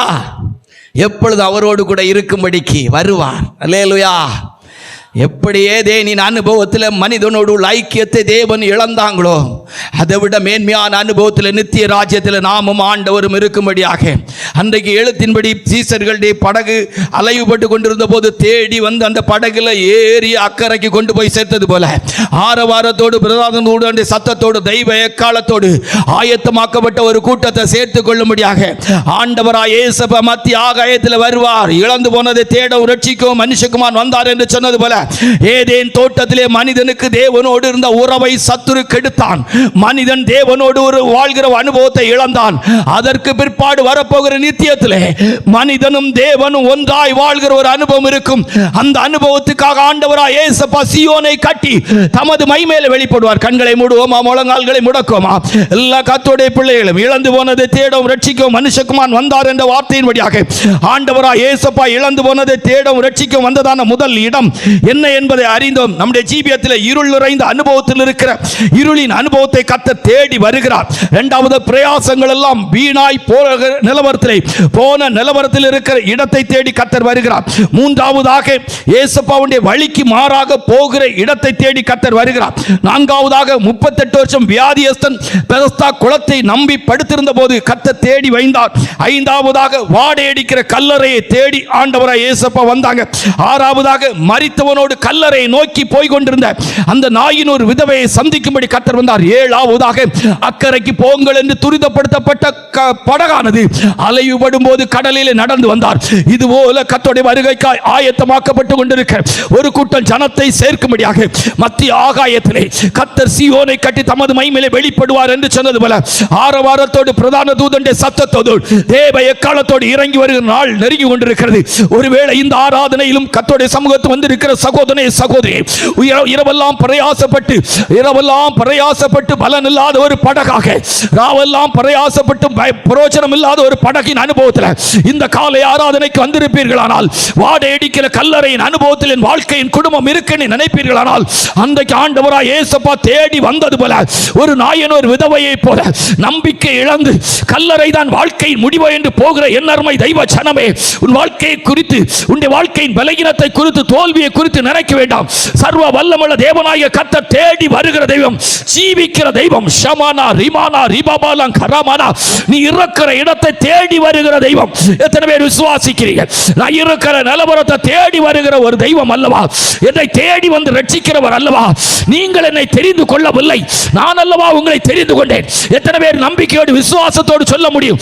ஒரு காலத்திலே காணி ஆட்சிக்கு புறம்பாக மனதிலும் கிரியைகளிலும் சத்துருவாய் உளையான சேற்றின் அனுபவத்தில் இருளில் வாழ்ந்தனே, கர்த்தர் என்னை தேடி வந்தாரே.